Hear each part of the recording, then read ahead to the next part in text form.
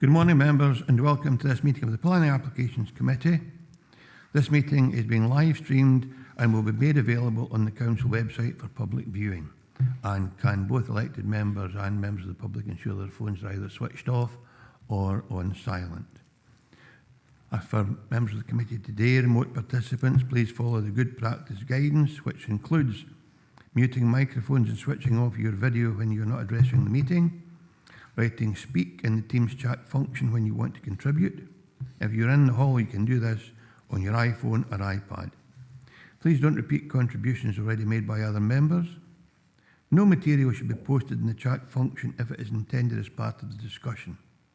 The usual standing orders apply, including that any votes will be undertaken by roll call. If any member has to leave the meeting, please either leave the Teams meeting for that period of time or write leave in the Teams chat function and then join when you rejoin the meeting so we can keep track on whether the meeting is quorate. All members should speak clearly and directly into the microphone when making contributions, and when referring to reports, please provide reference to the relevant page and paragraph to allow everyone to follow. Please focus contributions on areas where clarification is required or to propose an alternative to a recommendation. Excuse me. The usual standing orders apply, including any votes to be undertaken by roll call. Tracy, can you confirm the sediment, please? And I approve remote participation by members today. Thank you, Chair. Good morning, everyone. We've got 12 members present in total, 6 members present in person at Council HQ, being the Chair, the Vice Chair, Councillor Beretti, Councillor John Campbell, Councillor Hislop and Councillor Slater. 6 members present on Microsoft Teams, being Councillor Ian Crothers, Councillor Dashper, Councillor Drysdale, Councillor Howie, Councillor McFarlane and Councillor Marshall. I've got 3 apologies from Councillor Davies, Councillor Jordan and Councillor Walters, and 4 members not present at the start of the meeting are Councillor Ian Blake, Councillor Archie Dryborough, Councillor Chrissy Hill and Councillor Stephen Thompson. Thanks, Chair. I'm here. Thanks, Archie. Thank you, Tracy. Are there any declarations of interest? Councillor Beretti. Yeah, it's in relation to agenda item 5, Chair. I've known about this particular application for some time prior to being an elected member, so I would probably consider my judgment compromised at this stage, and rather than trying to be neutral, I will walk out and come back in at item 6. Thank you very much, Councillor Beretti. Councillor Marshall, Sean. Yeah, thanks, Chair. Yeah, just to declare an interest in items 8 and 9. I am a trustee of the Melbourne Park Plainfield Trust and Chair. And also, just for the record, I think Councillor Brodie is also a trustee, and I think Ian will make his own declaration of interest. On that basis, I will leave the meeting for both those items. Thank you very much, Councillor Marshall. Councillor Carruthers, please. Yes, items 8 and 9, the Melbourne Park Plainfield applications, Chairman. So I am a member of the trust that owns that particular piece of land. So the declaration is, yeah, I will remove myself from the meeting. Thank you. Thank you. Councillor Drysdale. Pauline, please. Yes, thank you very much, Chair. Good morning, everybody. I'm really sorry I missed the first part of the meeting, item number 2. Item number 1, Chair. Just to say that, unfortunately, Councillor Ian Blake is unavailable and not able to attend today, as he's had to be taken into hospital for checks, but he's okay to let everybody know, but he will not be attending the meeting. I'm sorry to come in with that late. Thanks, Chair. Thank you very much, Councillor Drysdale. I think that concludes the declarations of interest.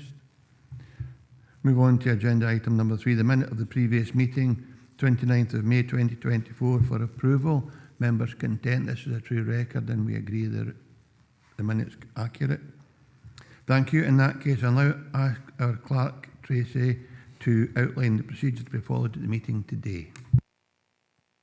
Thanks, Chair. The Planning Applications Committee will consider each application in turn as detailed on the agenda. The case officer or other appointed officer will make a short presentation addressing the determining issues accompanied by digital images. Any late information, amendments or corrections will be reported at this time. Members may ask questions of officers following the presentation on points of clarification. The Chairman has been provided with a list of eligible representatives who have registered to speak at this meeting within the period specified in Council policy. No other persons will be allowed to speak. The Chairman will individually invite those who have registered in advance to speak to make their presentation, after which they may be questioned by committee members. No questions may be asked of members. The order of eligible parties being heard will be as follows: third parties objecting to an application, third parties supporting an application, statutory consultees objecting to an application, and elected members of Dumfries and Galloway Council who are not members of the Planning Applications Committee, and such members should withdraw from the meeting after making their presentation, and then applicants or their agents. Representatives were offered the option of attending today's meeting in person, joining remotely via Microsoft Teams, or to provide a written statement to be read out on their behalf. Presentations will be strictly limited to 3 minutes per person, except for national and major developments, which by their very nature are more complex, where the time limit will be 5 minutes. The Chairman of the committee will ask you to come to a conclusion if you take too long. Representatives are encouraged to use the time allotted to clarify any points they consider material and address the determining issues. Certain matters are not normally material planning considerations and will not be taken into account by the Council when deciding on a planning application. Representatives should not raise any new matters without explaining why they were not raised earlier with the case officer. Please do not repeat what is in the report, as members will have already read the report. After all the representations have been heard, the meeting is then in formal session and no members of the public may address the committee from the public gallery. The Planning Applications Committee will then proceed to determine the application. Thanks very much, Tracy. We now move on to agenda item 4. Before we do that, David has some information he wants to share with members. Yes, thank you, Chair. It's really just to inform members that Chris McTeer, who's the case officer for 4 items on today's agenda, had surgery at short notice on Sunday. So unfortunately, Chris isn't here. So I'm going to cover for all 4 of his items. Obviously, I'll do the best I can, but I'm not the case officer, so I don't have the same in-depth knowledge that Chris would have had for those ones. But if there's any queries, I'll try and answer my best for you. Thanks very much, David, and I'm sure we wish Chris well on his recovery. And I note we have Councillor Chrissy Hill and Councillor Stephen Thompson now in place, and Andy McFarlane's indicating he supports the message of goodwill to Chris. I'm sure he'll be back shortly. So we move on to agenda item number 4.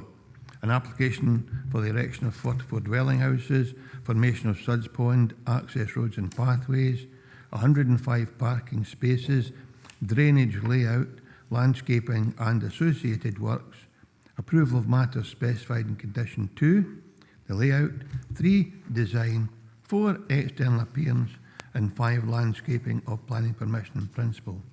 At land at College Mains College Road, Dumfries. The application type is approval required by conditions of planning permission in principle. The recommendation is to approve subject to conditions, and David Satte, case officer, acting on behalf of Chris McTeer, will take us through the report. Thank you, Chair. If members look on page 22, then you'll see the history of the site down at College Road. Those who've been in the committee for a long time will recall that there was an initial application for development down there that as officers we recommend refusal for, but it was approved. There was then a further application for the details of the houses, and what you see on the slide there are the houses which have been subsequently built at Carnation, Crescent and Maryholme Street. So the application site effectively goes to the north and the east, wrapping around that new development. The planning permission in principle was similarly recommended for refusal, but was equally approved back in February 2021. That one was actually approved. So critically, the principle of the development on the site in red has been established, And all you're actually considering today are the matters which have been specified in conditions 2, which is the layout, 3, the design, 4, the external appearance, and 5, the landscaping. So just to reiterate, the principle has already been accepted of the development on the site. So this shows the proposed development itself. As you can see, it's in 2 sections, one lying to the north, one to the east, effectively wrapping around the new development that's taken place. The 2 are connected by an area of open space and a path that runs between the 2. The area to the north includes the existing Maryholme Farm and steading buildings, all of which would be demolished to make way for the new houses.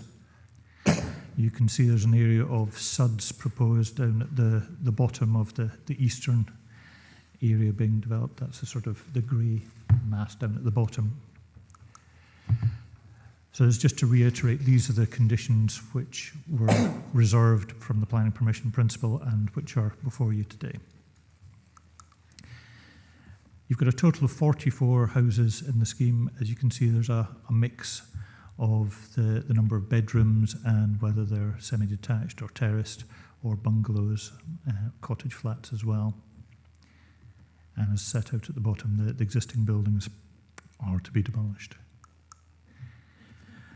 So just a few slides of showing the proposed house types and materials.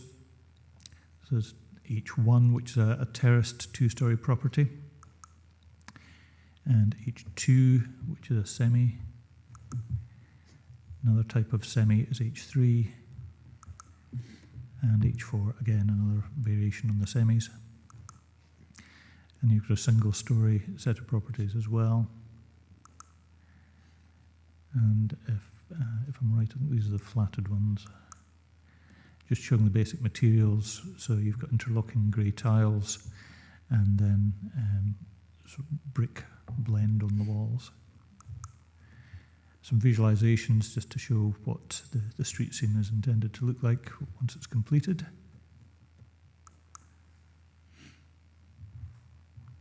And as you'll see from the other photos, they do tie in pretty well with the earlier phase of the development.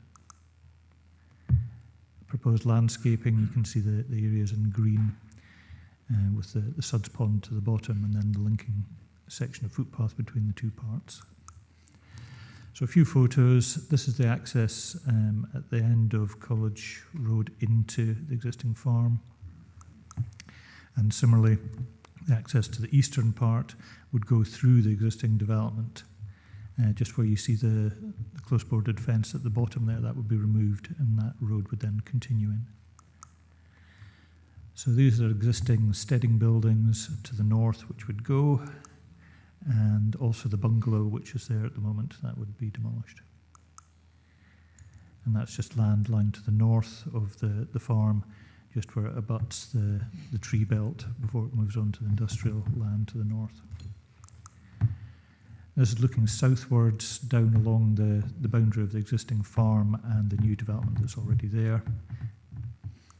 Moving further along, again, you've got to the right-hand side the new development, and then this is the area which would be developed. So yes, that's all I've got, unless there's any questions, Chair. Thank you very much, David. Questions for our case officer? Councillor Campbell, please. Yeah, thank you, Chair. On page 32, you've got the developer's contributions, and there was a condition that was attached to the planning principle. I'm just want to clarify, is that condition still continue with this application if approved? And does it have to be specific in its wordings?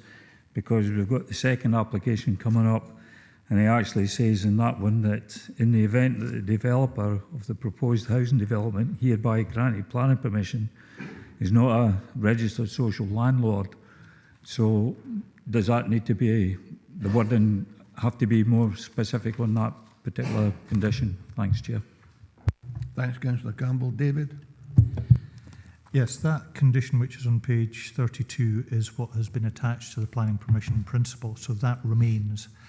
The core permission, if you like, the principle that's been established, has all these conditions on them, and they automatically follow through. This is really, if you like, that was the bones of the development, and this is now the meat on the bones. But anything that was attached to the planning permission principle still continues automatically. You'll be aware, of course, that the applicant here is an RSL, so it's hopefully a belt and braces condition, but if the development is followed through by the current applicant, then there wouldn't be an issue with that condition. Thank you, Councillor Campbell. Any other questions for our case officer?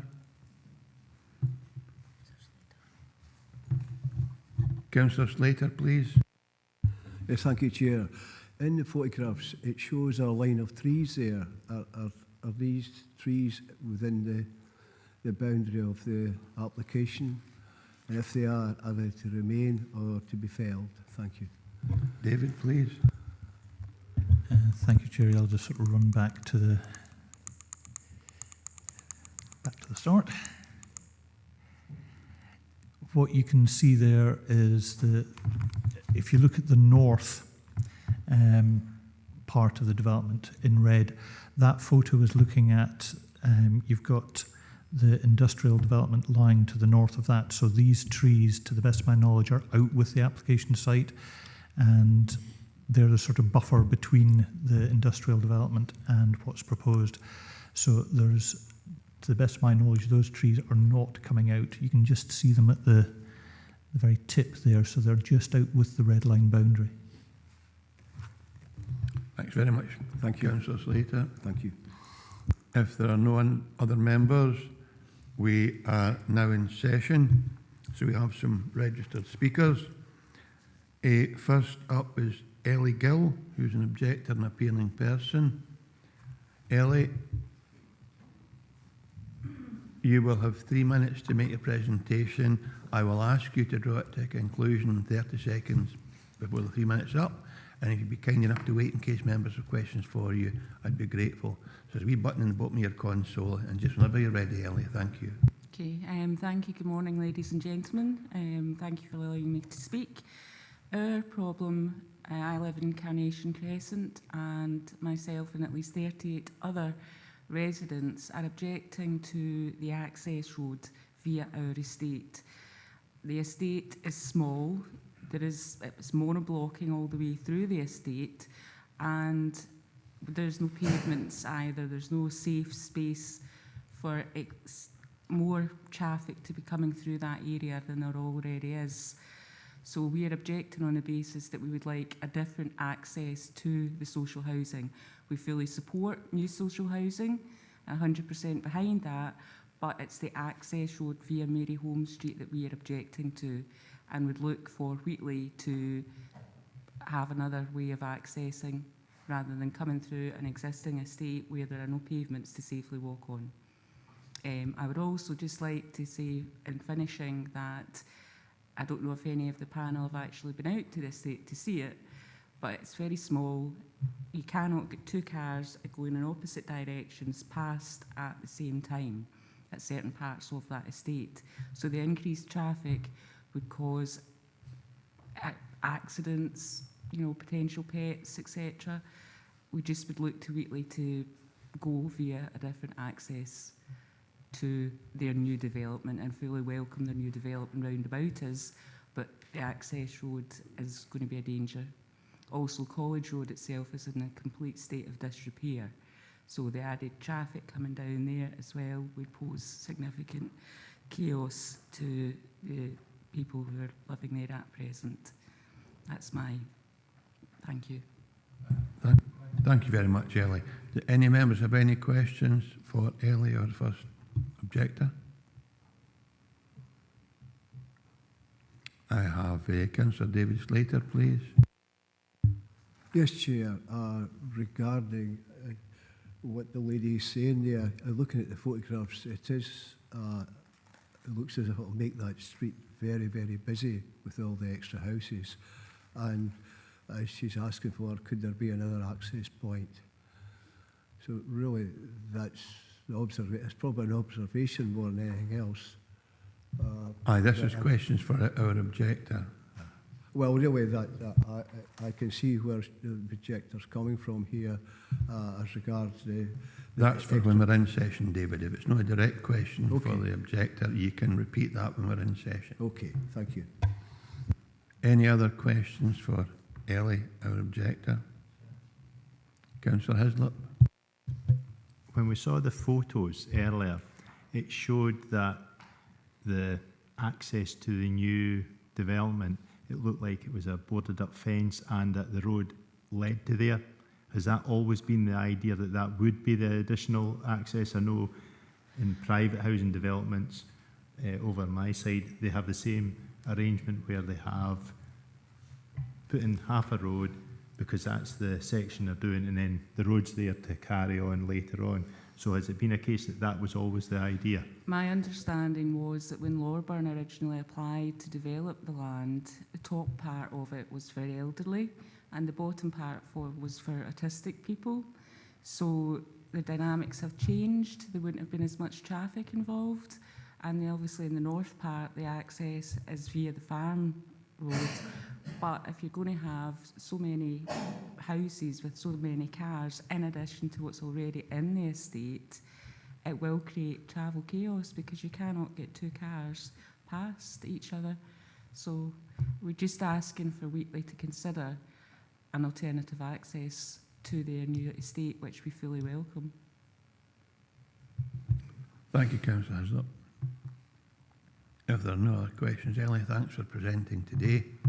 If you'd like to resume your seat, we now have a statement you've read out from John Howell, who is an objector. Tracy, whenever you're ready, please. Chair. John Howell, objector.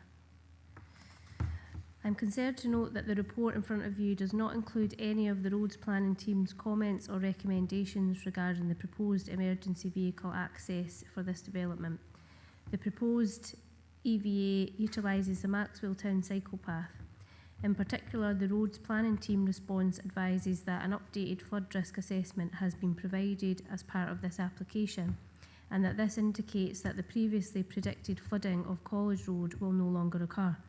If therefore advises that the requirement for an EVA for this development is now unnecessary. In turn, it recommends that the planning application should be submitted to rescind the previously required condition of an EVA for the site. The report also recommends that it would be appropriate for the applicant to provide evidence of the right to use the cycle path as an EVA for approval by the council. More generally, there is no evidence of any consideration by the developer of a possible alternative EVA using the bridge which connects College Road with College Main Road, i.e. the one over the Maxwellton Town cycle path. Using this bridge would give a safer, easier and more direct alternative EVA to the one proposed. A second concern is that the report appears to be dismissive of the objections submitted by members of the public, with hardly any discussion of the issues and concerns raised. The objections I submitted were made with the aim of achieving a better development more in line with the Council's policies and objectives, rather than as an objector to the overall development per se. For example, I commented on the lack of detail for the proposed cycle parking. This appears to be just one space per house, regardless of the house size. In contrast, the number of car parking spaces increases as the number of bedrooms increases. The same approach for cycle parking provision would be appropriate, particularly in this instance where the development is so close to both the town centre and good cycling infrastructure, and therefore where greater use of bicycles is likely. The report advises that technical considerations around the site's development regarding transport access, etc. have been consulted upon by the relevant internal and external consultees, and there are no concerns in this regard. However, the report goes on to detail on electrical vehicle charging, and there is an associated recommended condition. This is despite the roads planning team response making no mention of this, and that it wasn't raised in any of the submitted objections. On this basis, why shouldn't all other aspects of this proposed development be raised and objections be considered at this level of detail in the report? Doing so would increase transparency in decision making. Thank you for your time. Thank you, Tracy, and that was an objection from John Howell. The next objector on our list is Sharon McLean, but due to personal circumstances, Sharon is not able to join the meeting in any way today. So we move on to Nadine Patterson, the applicant, and Chris Howitt of MAST MESD Architects to respond to any queries on design proposals. So Nadine and Chris, you have jointly 3 minutes. You can either make a presentation, that's you're right, or you can simply respond to questions from members. It's entirely up to you. So in your hands, just whenever you're ready. Thanks, Nadine. Thanks, Chair. I've got a short statement I'd like to read out to the committee. Wheatley Home South is committed to the delivery of affordable housing in Dumfries and Galloway. We build energy efficient, low carbon homes, helping us tackle fuel poverty and reduce costs for our tenants. Our proposed new development at College Mains will see a mix of 2, 3, 4 and 5 bedroom homes, including the provision of amenity bungalows, which will all positively contribute to the delivery of much needed affordable housing in this area of Dumfries. The high standards of our new homes have been recognised in the housing industry with several national awards, including but not limited to Customer Service Excellence, Investors in People and the Scottish Home Awards. Our successful contractor will be required to meet community benefit obligations, which includes providing training and job opportunities within the local community and working with local subcontractors to support small and medium businesses in the region. We're not just committed to building warm, safe and affordable homes, we're committed to supporting our customers in the wider communities in which we work. Following submission of the planning application, we received comments from the local community on our proposals. One key theme, which was evident as part of the feedback and as you've heard today, was the road safety and increased traffic that this proposed development may bring. As a result of this, we commissioned an independent road safety audit. The recommendations from this audit were adopted and have been included within our proposals.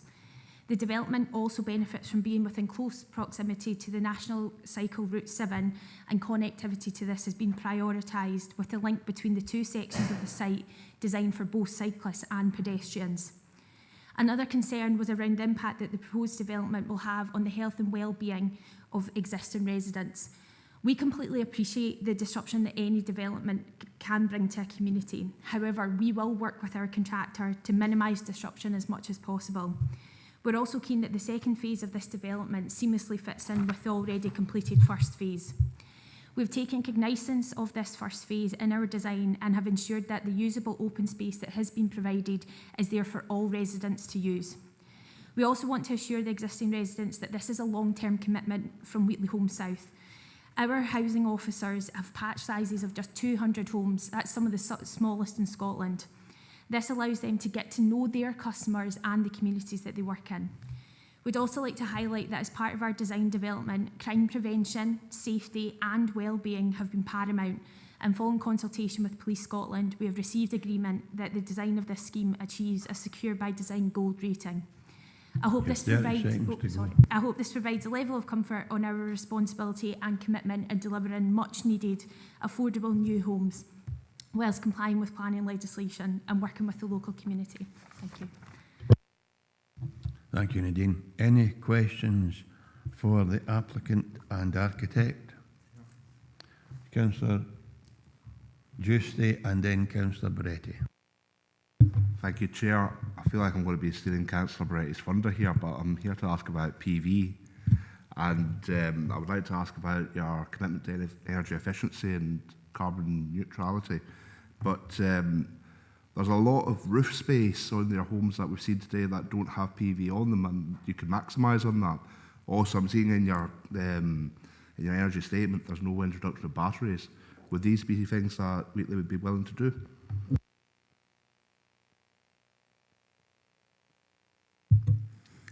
So there are PV panels. We've got 4 assigned to each property, be it flat or house, and that is more than is required to meet the current standards. Just to highlight that point. With regards to battery storage, that isn't something that we have considered on this scheme to date, but I know that we are considering it, working with Wheatley on other schemes.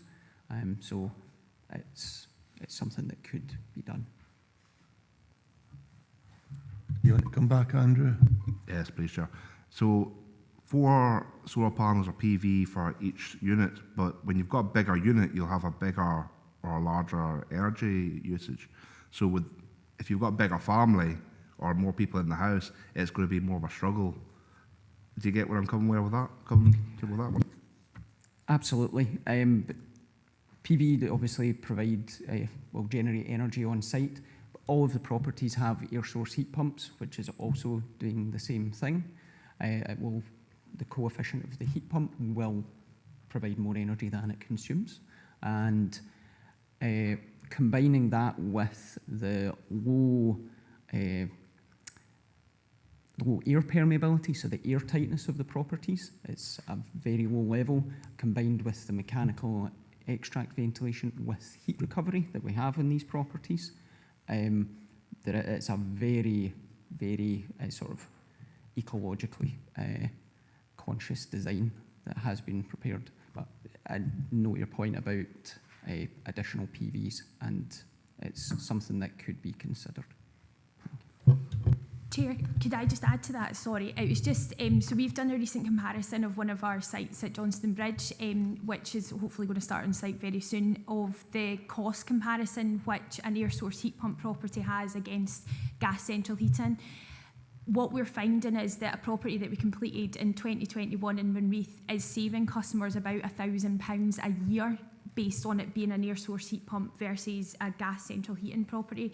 So we totally envisage that these properties here would have that same saving, if not more.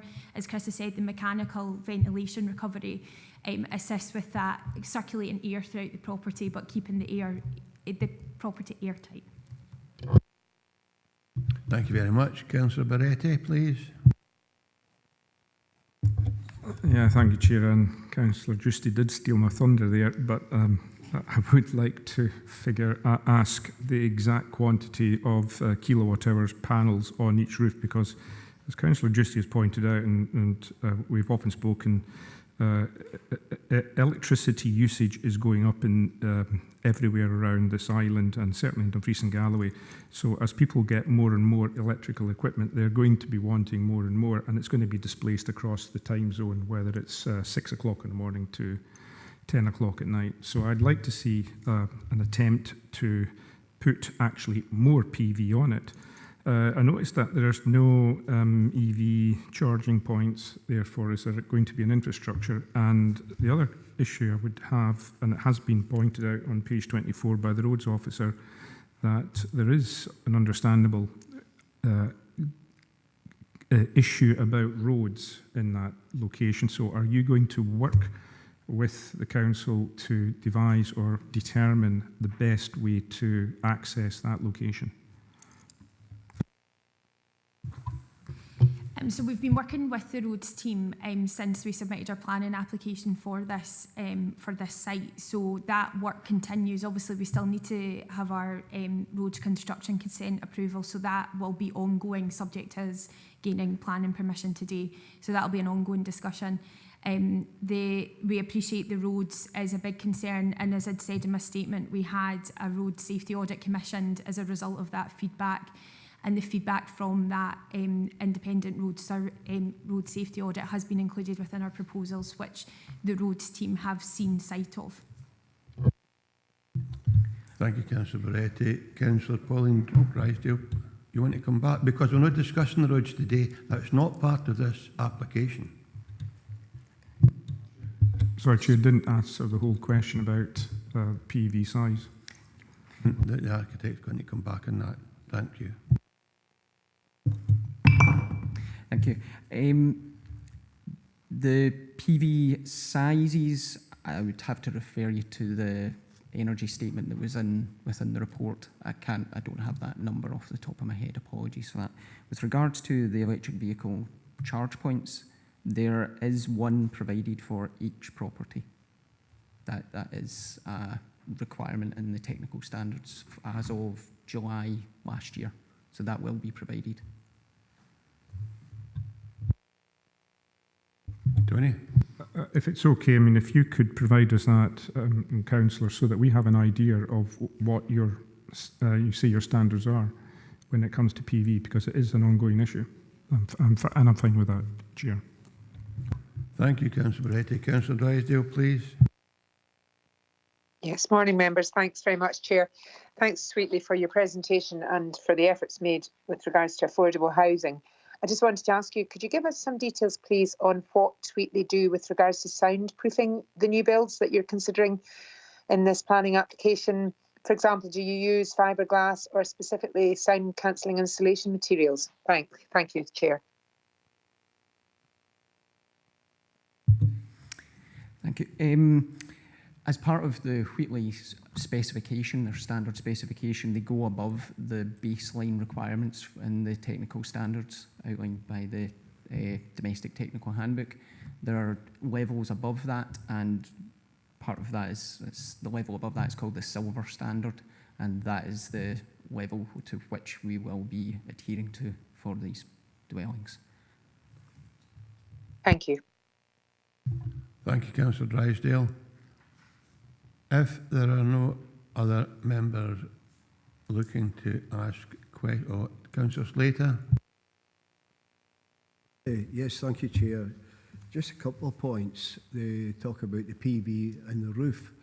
They say there's 4 panels per roof, but there's no battery storage. So really, how does that work? How does people save money that way? Does it pump the electricity to the grid and then you get a payback? Because battery storage is being used quite a lot now in houses, up to what, 9 to 11 kilowatt, I think they can have in houses now. And that makes a tremendous difference, because you could charge the battery during the day and you obviously use it into the evening or something like that for some of the appliances within the house. The other point is parking. There appears to be just 1 parking space per house. So where does as people have more than 1 car nowadays, where do the other cars go? Is there additional parking spaces around the area for them to park, like they have at the house in the state, Summerfield, is it Summerfield? The one out the Lockerbie Road, where they have additional parking spaces for maybe, say, at the end of each block for maybe, say, 8 vehicles or something like that. Because obviously, if that's not the case, you're going to find an awful lot of cars parked on the roadway. I'll just answer in terms of the parking. So I think the parking provision is 105 parking spaces for 44 units. So there's more than 2 spaces per home provided. We usually try and hit about 2.5 spaces. The half generally contributes to visitor parking, so that's in line with the NRDG guideline to set out by the Roads Department. Thank you. Yeah, and going back to the energy use from the power generated from the PVs, so the PV is also linked to a diverter unit, which any energy that isn't used is diverted to the hot water cylinder to heat the water within the home. So as part of this silver aspect that I mentioned before, I think it's silver aspect 3 within the regs, which is above the baseline, that contributes to the heating of hot water, so that energy doesn't all go to waste. And obviously, if you're using that energy during the day, then it goes directly to whatever power source that you're.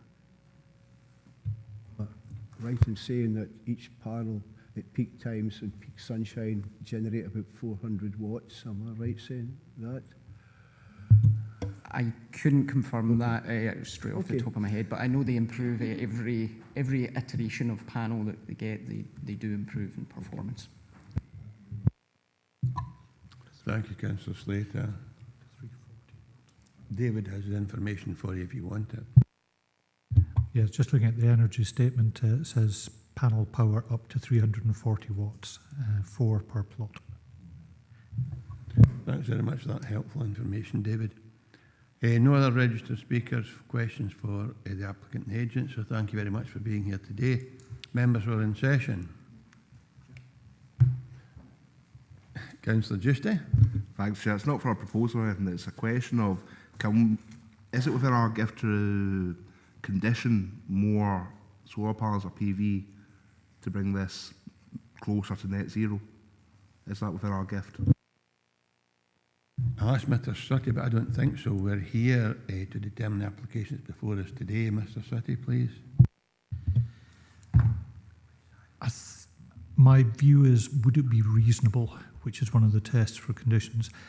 This is what's been submitted. It's been considered by officers and it is considered to comply with the relevant policies in the local development plan and NPF4. If they wish to exceed, go beyond what is required by planning policies and indeed building standards, that's a voluntary thing. But if, for example, you were to attach a condition and it was to be appealed on the basis that it was unreasonable, I'm not sure there's an awful lot of grounds that we would have to insist on it. I don't know if Laura has any view from shaking her head. No. Thanks very much, Councillor Giusti. Councillor John Campbell and then Councillor Atsu-Dryburgh. John Campbell, please. Thank you, Chair. Yeah, I do take on board what the residents in the previous place, their considerations about, the extra traffic, etc. However, in the report, our council roads officers has not objected, and it's considered that it's consistent with the aims of LPT2, Policy OP2, Design Quality of New Developments, and NPF4, Policy 14. So on that basis, I think we should just go with the recommendations, Chair. Thank you very much, Councillor Campbell. Is that a proposal? Yeah. Thank you. Councillor Atsu-Dryburgh, please. And I'm happy to second that, Chair. Thank you very much, Councillor Dryburgh. Councillor David Slater. Yes, thank you, Chair. It's just a question for David. Did you say 340 watts per panel? Was that what was said? Because 340 watts, it takes 3 kilowatts just to boil a kettle. So these panels don't seem to be very, very, what's the word, giving much electricity back to the house. That's what I'm really saying here, at 300, and that's at peak, probably peak sunshine. Thank you. Thank you, Chair. Basically, what I read out was from the Energy and Sustainability Statement that was submitted with the application, and what it says is panel power up to 340 watts. Whether that's a typo or not, that's what it says. And I understand that some members are really enthusiastic about energy efficiency, but we try to deal with what's before us. Energy efficiency, solar panels is not part of the determination we're asked to make today. Councillor Ian Carruthers, please. Thanks, Chairman. I am supportive of this application going forward, but there's only one point that hasn't been clarified for me. That's in regards to, I think it was John Howell said, quite aggressive, that the roads officers said that, I think they made comment in regards to the emergency vehicular access, the appropriateness of that. So I just wondered if David had any comments in regards to that. I am supportive of this application, Chairman, just for the absolute surety of that. But I just think we need that clarified. I think it's talking about a section 42, maybe a variation of condition, but it felt like as part of the presentation that might have been overrun because of the information that had come in regards to the connection to the cycle route, Chairman. So back to you. Thanks very much, Councillor Carruthers. I'll ask David Sutty, our case officer, stand in just to respond to that, please. Thank you, Chair. Yes, as part of the planning permission in principle, the issue of an emergency vehicle access would have been considered. It is worth stressing that an EVA, as they're known for short, is something that is only to be used in emergencies. So in other words, if for some reason there was a need to get to the site and College Road was blocked, that's the only circumstance in which it would be used. And given that College Road is a cul-de-sac, if College Road became blocked, there needs to be some other method of getting there. And it was obviously considered and members agreed at the time that the EVA, it would be essential need only, but it would be to take along the cycle route. So I don't think that can really be revisited at this point now. Thank you very much, Mr. Sutton. If you connect that, Ian, we have a proposal seconded supported by yourself. If there are no alternative views, I'll ask our clerk to confirm the decision of the committee, please. Mr. Chair, members have agreed to approve the application subject to the conditions in the report.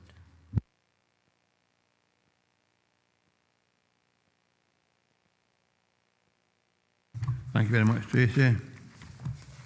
Move on to agenda item number 5. Site adjacent to Cosby Road, Newton Stewart. Planning application for erection of 72 dwelling houses with roof-mounted solar panels. Formation of new access. Internal road and footpath layout. 148 car parking spaces. Suds Pond. Services, infrastructure and landscaping. Application number 23/1846/full. It's made your application with 5 minutes for any registered speaker. David, again, it would have been Chris McTeer, and I think you have a few corrections to make before we go down to the images. Yes, Chair, thank you. It was really to draw members to attention to the fact that the description is wrong in 2 counts. I'm not quite sure where Chris came up with 72. It was originally 75 houses that were proposed. It was amended in March to 70. So what you see on the slides there is correct. It's 70 dwellings.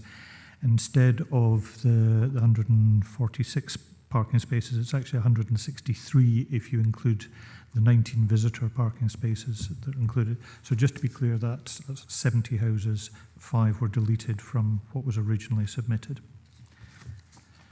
So just to run through the slides. That's the application site outlined in red.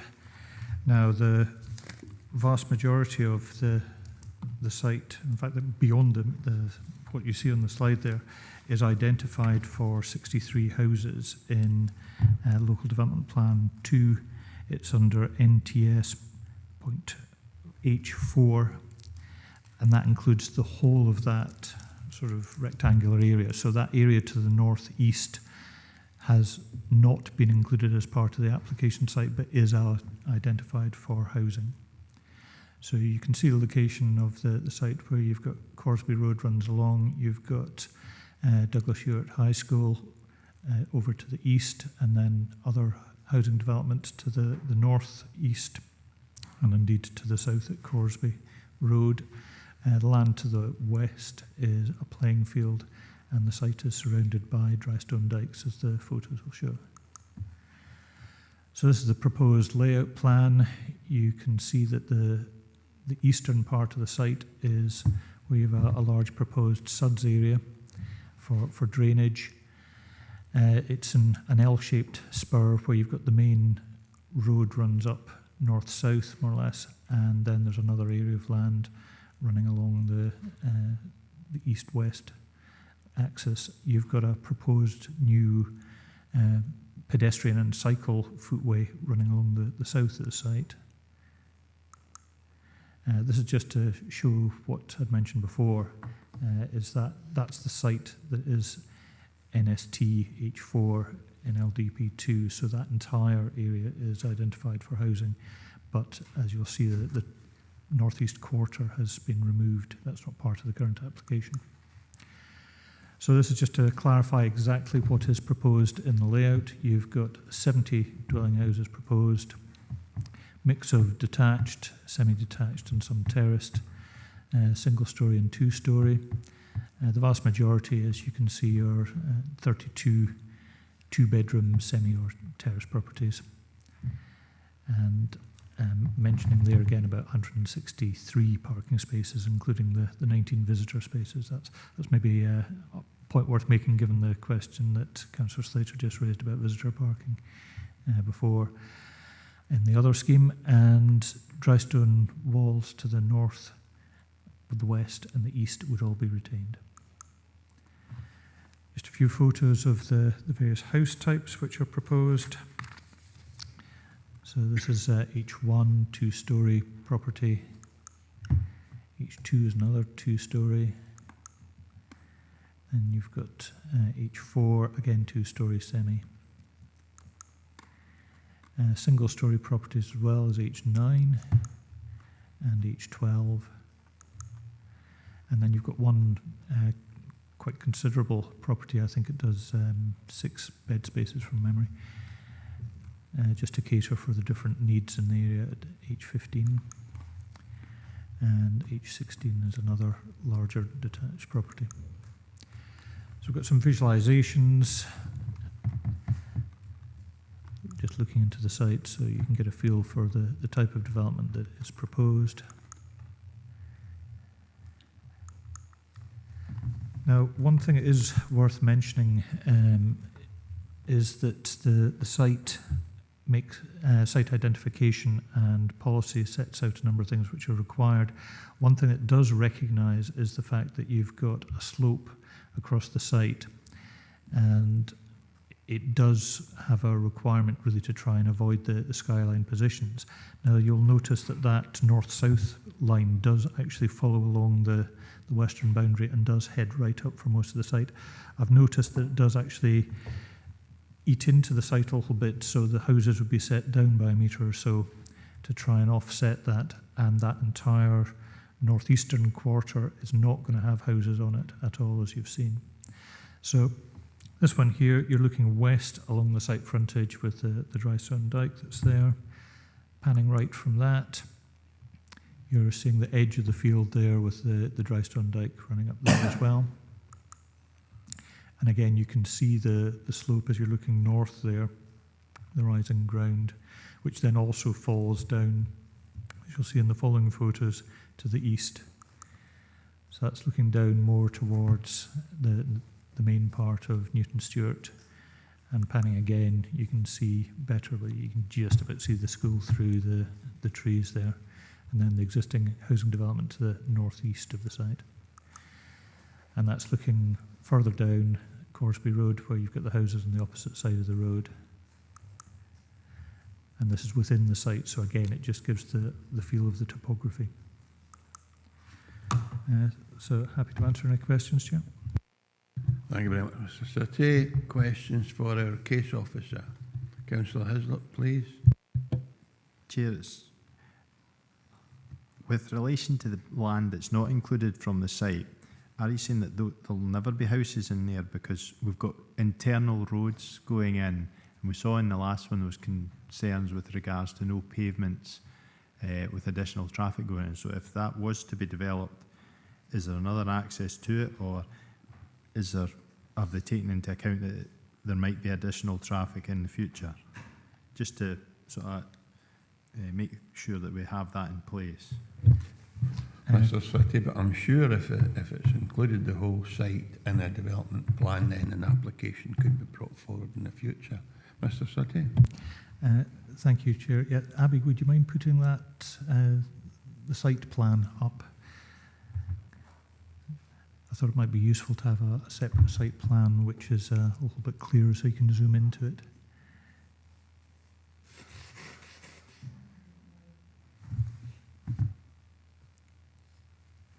So, yeah, if you can zoom into that a little bit, you'll see that the end of both roads are open-ended, so there is the potential to extend northwards, and then if you can pan it across to your right a little bit, you'll see the same is true of the other development there. So that it's definitely future-proofed, and there is access into that site that is identified in LDP2 for future development. Councillor John Campbell, please. Yeah, thanks, Chair. Yeah, just for a point of clarity for me, the original H4, which was the whole site, including the northeast part, was originally for 63 units, is that correct?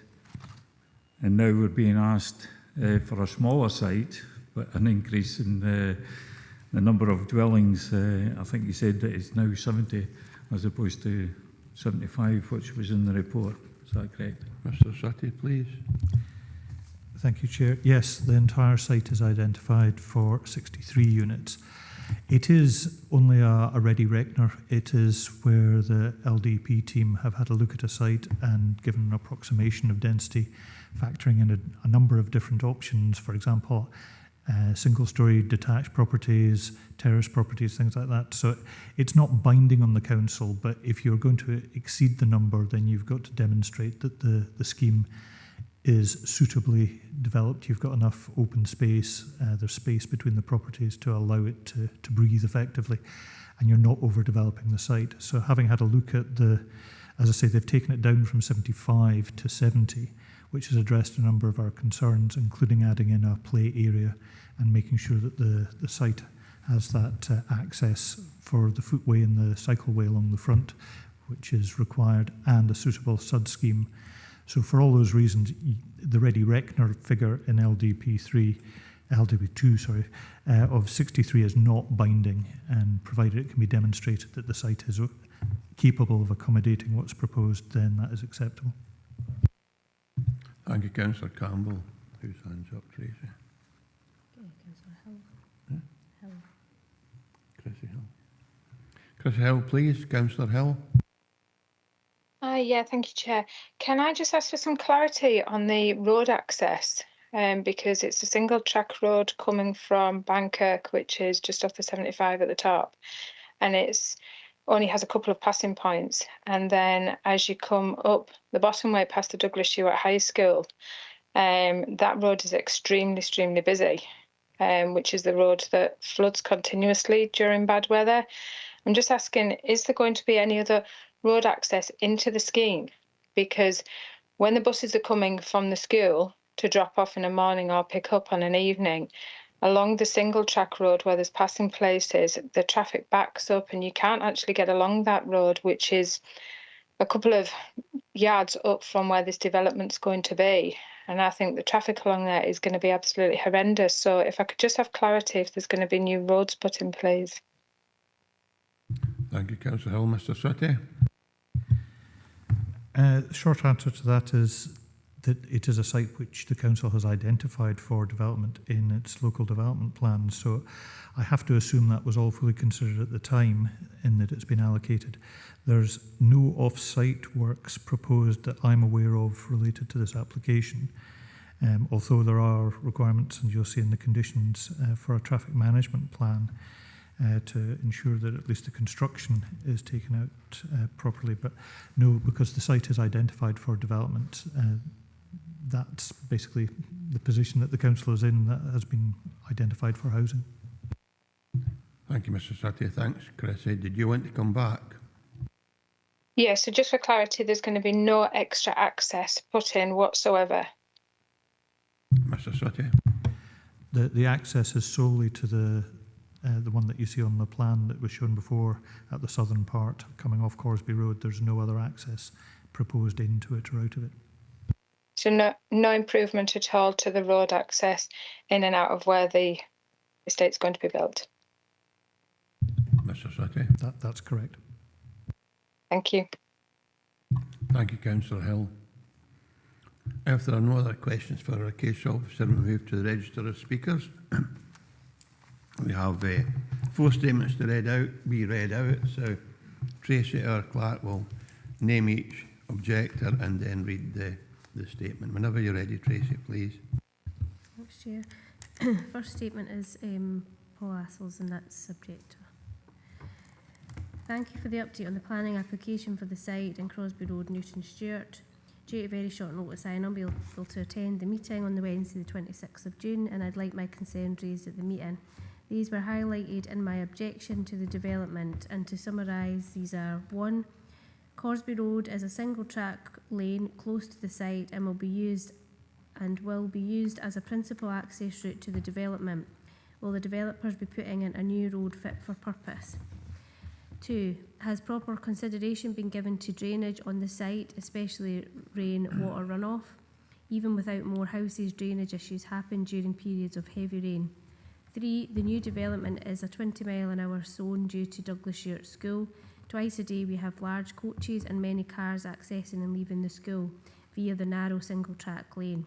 Surely a large increase in vehicles coming up and down Corsby Road going to endanger the students. In addition to the school, Merrick Gym and swimming pool lies adjacent, adding further pressure to the road, which should be noted is already in poor condition in places.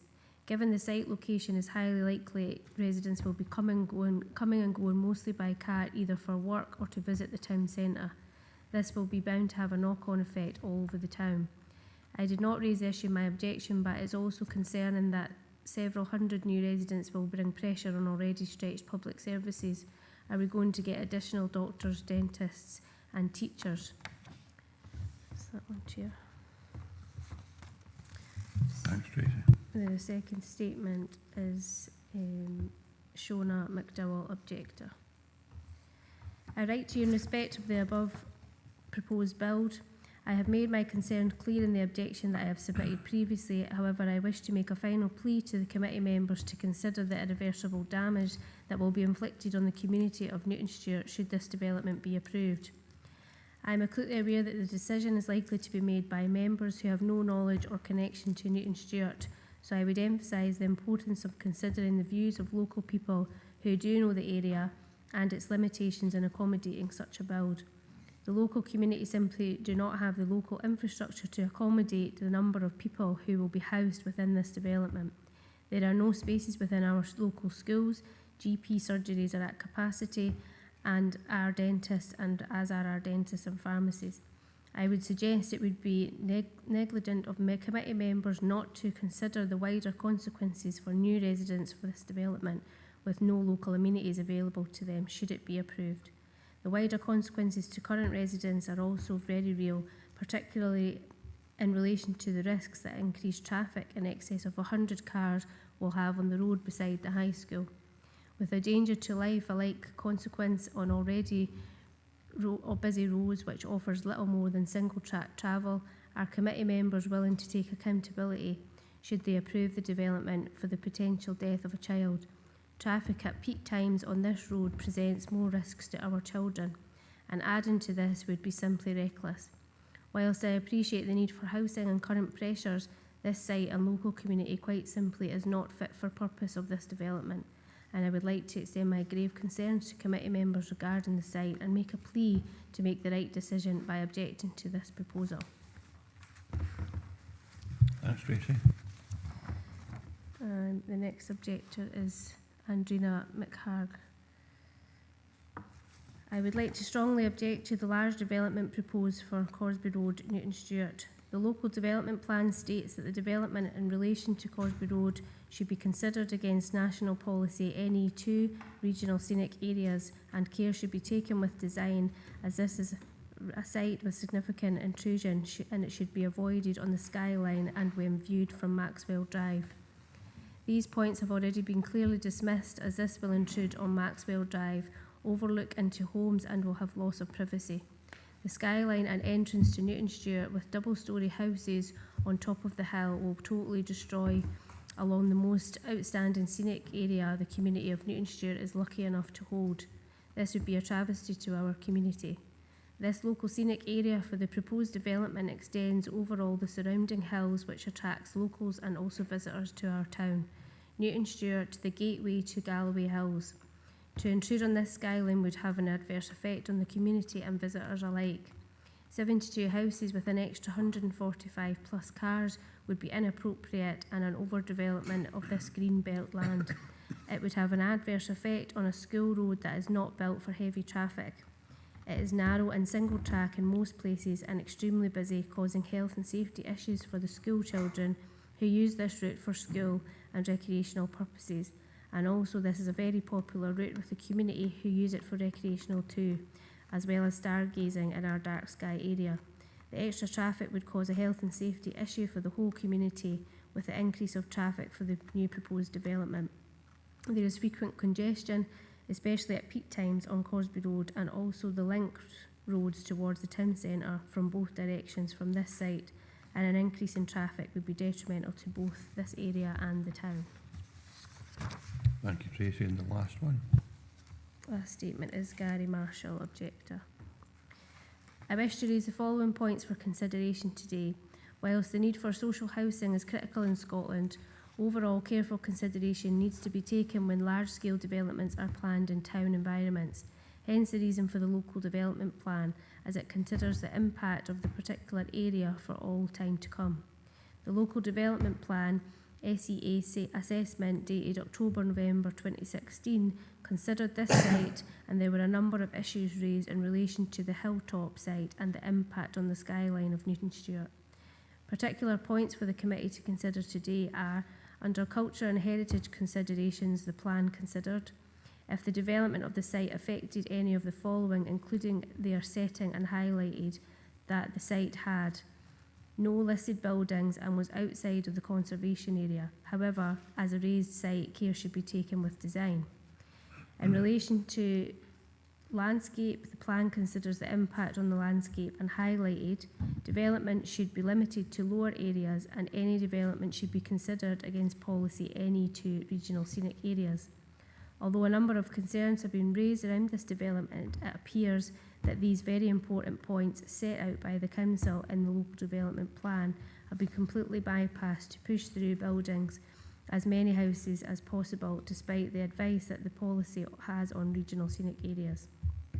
If the go-ahead is given for this development, the skyline of Newton Stewart from the hilltop will be lost forever and replaced by a wall of housing. I ask that the Planning Committee suggest the Planning Department provide the evidence that all considerations raised in the local plan have been fully met, with recommending to approve this development, as clearly what is laid for approval today does not appear to meet this guidance, and I respectfully ask that more time is taken to ensure the right decision is made for Newton Stewart's future. Thank you. Thank you very much, Tracy. That concludes the statements from the four objectors. I'm sure members will take account of that during their deliberations.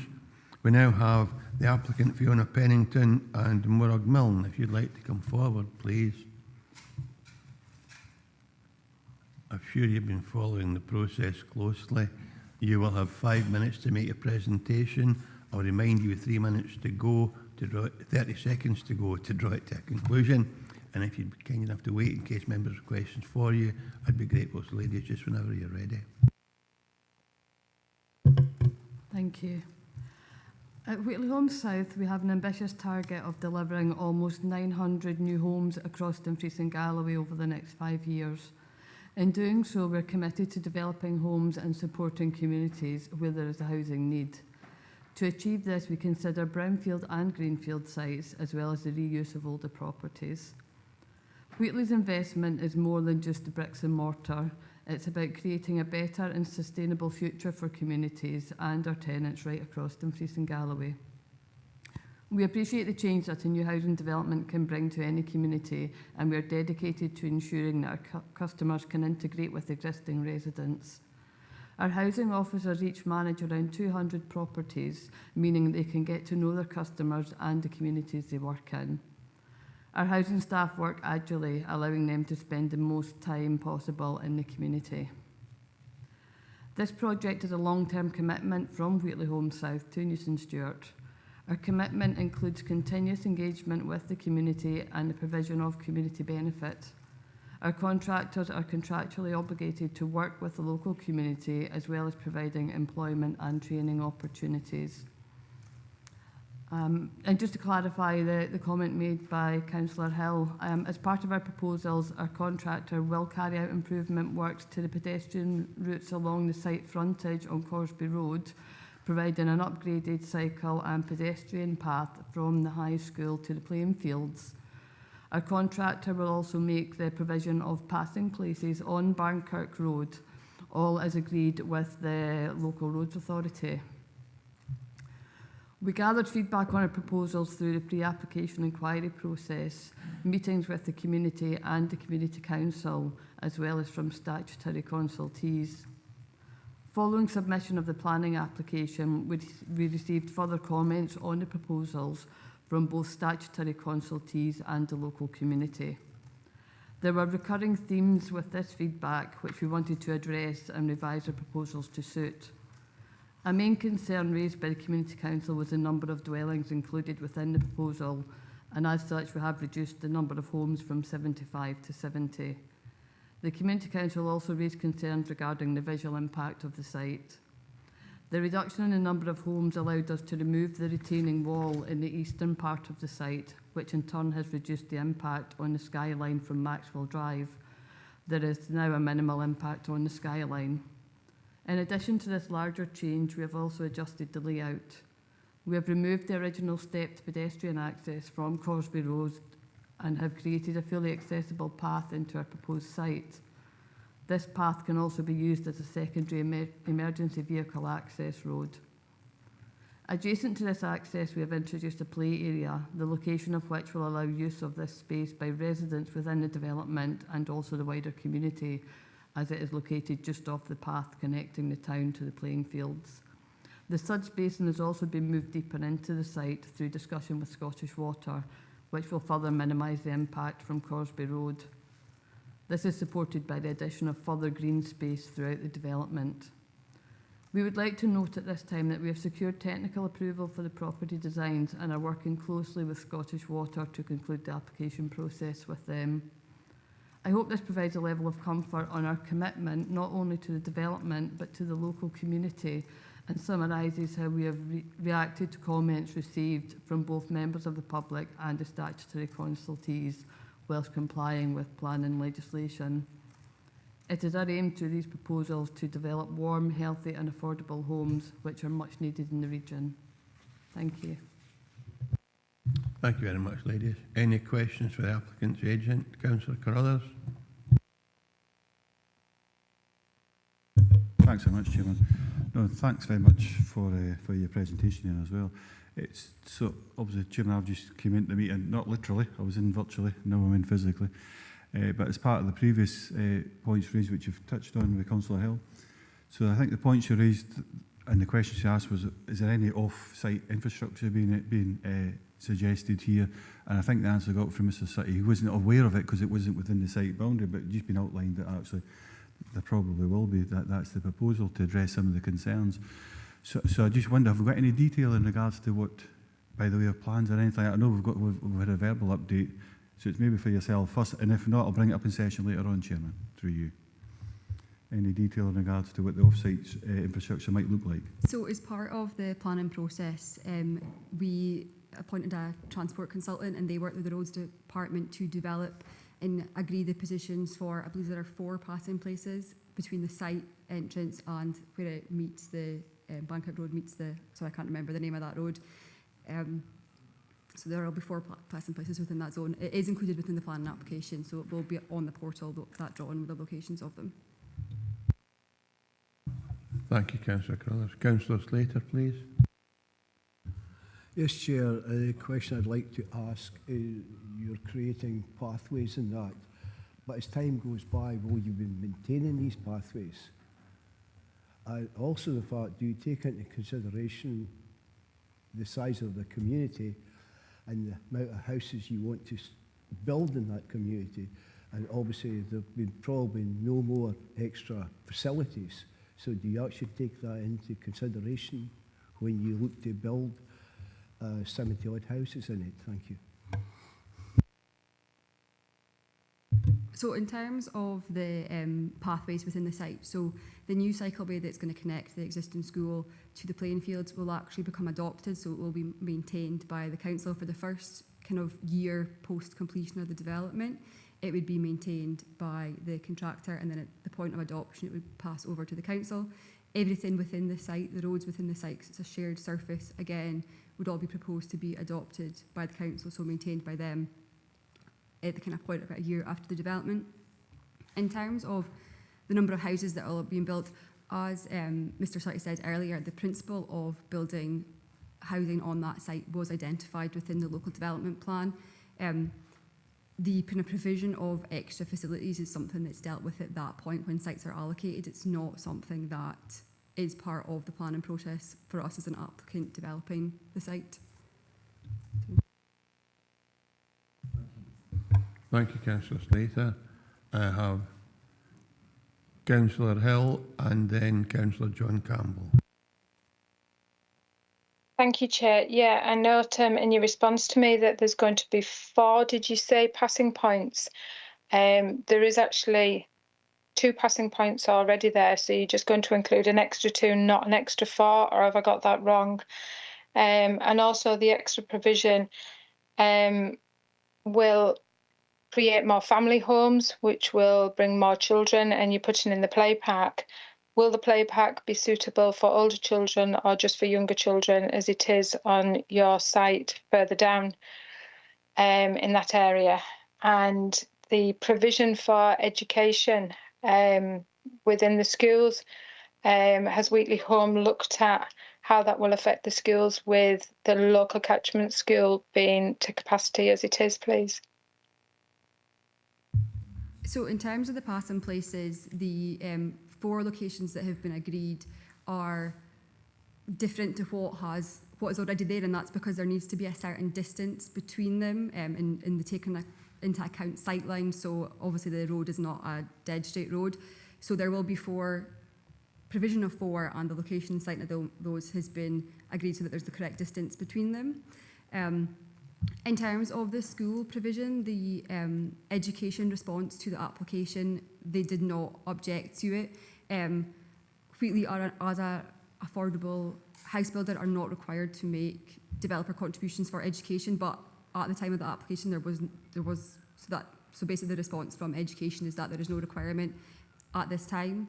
And in terms of the play park, this was something that was brought up from the community as part of the application, so there is no set design as yet for it. That's something that we really want to work with the community in planning to develop the correct proposals for. So if there's a demand or a desire for it to be a space that would be suitable for older children as well, that's definitely something that could be accommodated in the detailed design of it. Thank you, Councillor Hill. And before I bring Councillor Campbell in, there have been a number of observations or questions on the road network, and members maybe should have a look at condition 12 on page 54. That should maybe satisfy some members on what will be done before construction commences. Councillor Campbell, please. Yeah, thanks, Chair. Yeah, it's just clarity around these passing places. I'm not quite sure when I look at the Ordnance Survey map on page 37 exactly where along that road that you're talking about. Is it? I think it's the western approaches, past the playing fields. I think that's where I'm picking that up. But some of the concerns from the objectors was Corsby Road itself, is not suitable for, the extra traffic. I don't know if there's been any sort of measures or mitigation that's been in place for that end of the road and not just further past. Thanks, Chair. Yes, so as part of the project, the transport assessment that was submitted as part of the application considers that road safety and traffic sort of both beyond the western boundary of the site and into town, and that's been reviewed by the roads department, and they deem the provision of the passing places and the existing proposals to be sufficient to not cause any concern. Thanks, Councillor Campbell. And there is again on page 42, 2.4, the Council Roads Office. It's quite extensive, page 42 and down to halfway down page 43. So that's their professional opinion on what the roads network is capable of carrying and what their opinions are in respect to this plan application. So do we have any other questions for the applicant? It would appear not. Ladies, thank you very much for being here today. We're in session, members. Councillor Carruthers and Councillor Campbell. Thanks, Chair. So apologies if I did miss anything. I was repeating what had already been asked or said, but there was a small gap between getting from a vehicle and into here. But I do think with the concerns that have been raised both locally and by members within the plan committee themselves, that it's probably worthy of a site visit, Chairman. Take into consideration 2 things in particular. Like I say, I haven't actually seen the apologies for that if it's on the portal. I haven't actually seen what we've got a verbal description, and we've got a condition as outlined, condition 12 as you've absolutely outlined. But I would like to see that, and I'd like to see 2 things. One is what that actually looks like, and have a roads officer on site if that's possible to talk us through that if that's the case. and secondly, what the visual impact would look like as well, try and get an understanding of that. So look at the site, get a look over the site itself to try and understand the wider visual impact that's there too. So for those two reasons, Chairman, I would propose that we have a site visit. Thank you. But I am pretty much in support of this application. Just got a couple of queries around about that. Comfortable with that, Councillor Carruthers, on the basis that members remember that the site visit is on because they can't make a determination without being there. I don't want them voting for Councillor Carruthers to go. So is there anyone looking to support Councillor Carruthers' proposal? If not, we'll go through the list of speakers because Councillor Slater. I'll support Councillor Carruthers. Thank you. Okay, so we have a proposal for a site visit by Councillor Carruthers, seconded by Councillor Slater. Are there any alternative views? Councillor Campbell? I've got sufficient enough information for you to make a determination today. I won't support a site visit, so I'll move that. Thank you. Is there anyone in support of Councillor Campbell's proposal that we have enough information before us? I'm happy to second that, Chair. Thanks, Councillor Driver. In that case, before we go any further, we can determine whether or not a site visit arranged.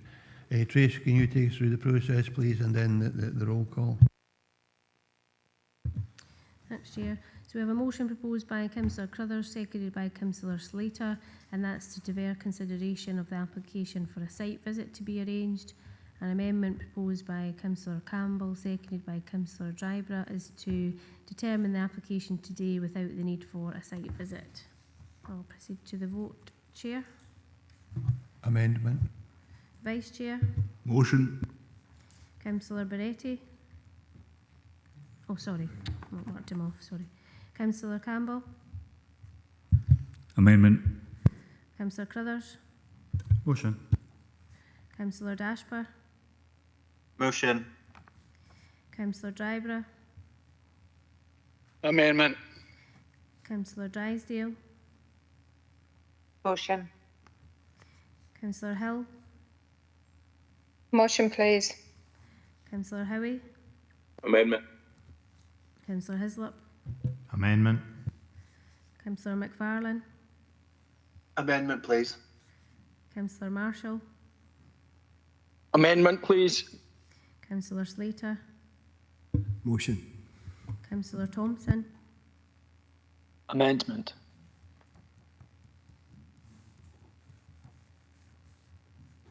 And the amendment is carried 8 votes to 6. The application will be determined today without a site visit. Thank you very much, Tracy. So I've had Councillor Carruthers, if you're content with what you've proposed, that's been dealt with. I'll now go down through the list of speakers and they can withdraw if they wish. Next speaker is Councillor John Campbell, please. Yeah, thanks, Chair. Yeah, taking the concerns of the objectors into consideration, I would recommend that we approve subject to conditions. Thanks, Chair. Thank you. Councillor Archie Dryborough. Happy to second that, Chair. Thank you very much, Councillor Dryborough. Councillor Chrissy Hill. Yeah, Chair, I was coming in to propose a site visit as well. I think I'm not saying that this shouldn't go ahead. You know, I do agree that we do need properties in Newton Stewart.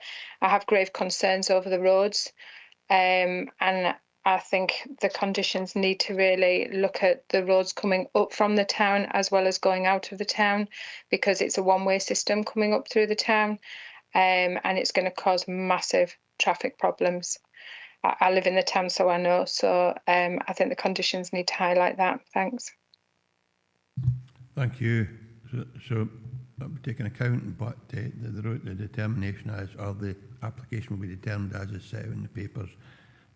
Councillor Slater has withdrawn. Councillor Hislop. Yeah.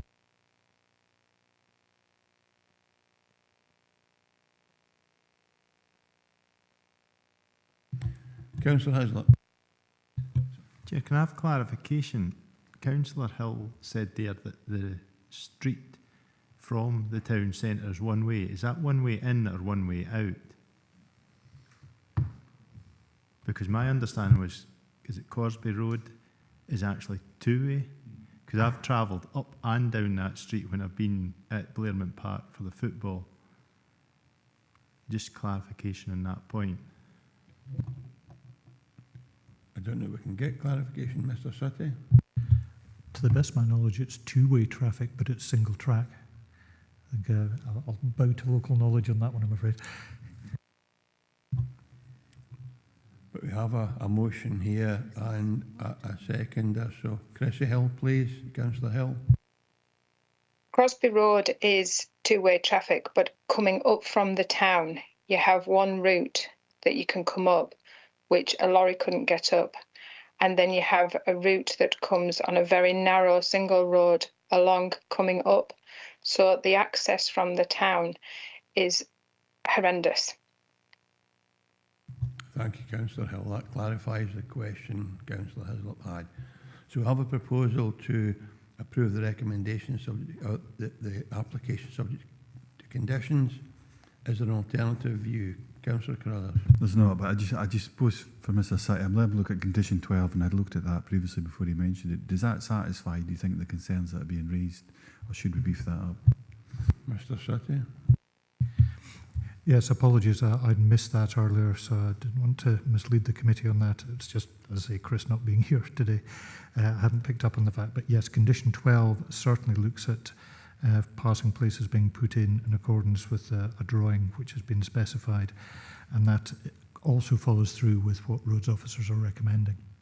So I would suggest that if that condition is attached, it would at least improve the situation as far as that you've got passing places going in that don't exist at the moment. Okay, Councillor Hill.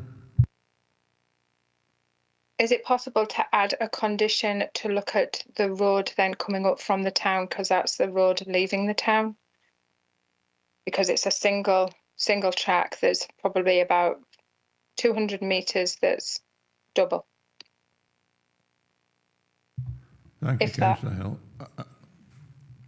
Mr. Sutty, what's your advice to Councillor Hill? Obviously, the applicant has liaised with roads officers. Roads officers have looked at this in the whole, getting access to the site, and what their consideration is the passing places in accordance with condition 12 would address matters. There comes a point at which it's no longer reasonable to say that it's further enough away from the site that it's no longer reasonable. My own view is you have a clear recommendation there. If members do not think that's sufficient, then you have two options. You either refuse the application on the basis that you think it's going to have an unacceptable impact on road safety, or bearing in mind that the site is identified in the LDP, or you could look at another condition, but I would urge caution on that because it's getting further and further away from the site to address those issues, and therefore whether or not it's reasonable comes into play. As ever, I don't know if Laura has any queries or comments on that one for reasonableness. No, shake of the head. So. No, and I think I recall members were always advised that we shouldn't be making applicants carry out improvements that would benefit other individuals out with the application site. So I have Councillor Thompson indicating to speak, and then Councillor Carruthers. But I think the safest thing, members, if you're not happy with the roads, is refuse the application and invite changes. But bearing in mind, we have professional opinion and we have conditions that should satisfy the council as the application stands. Councillor Thompson, please.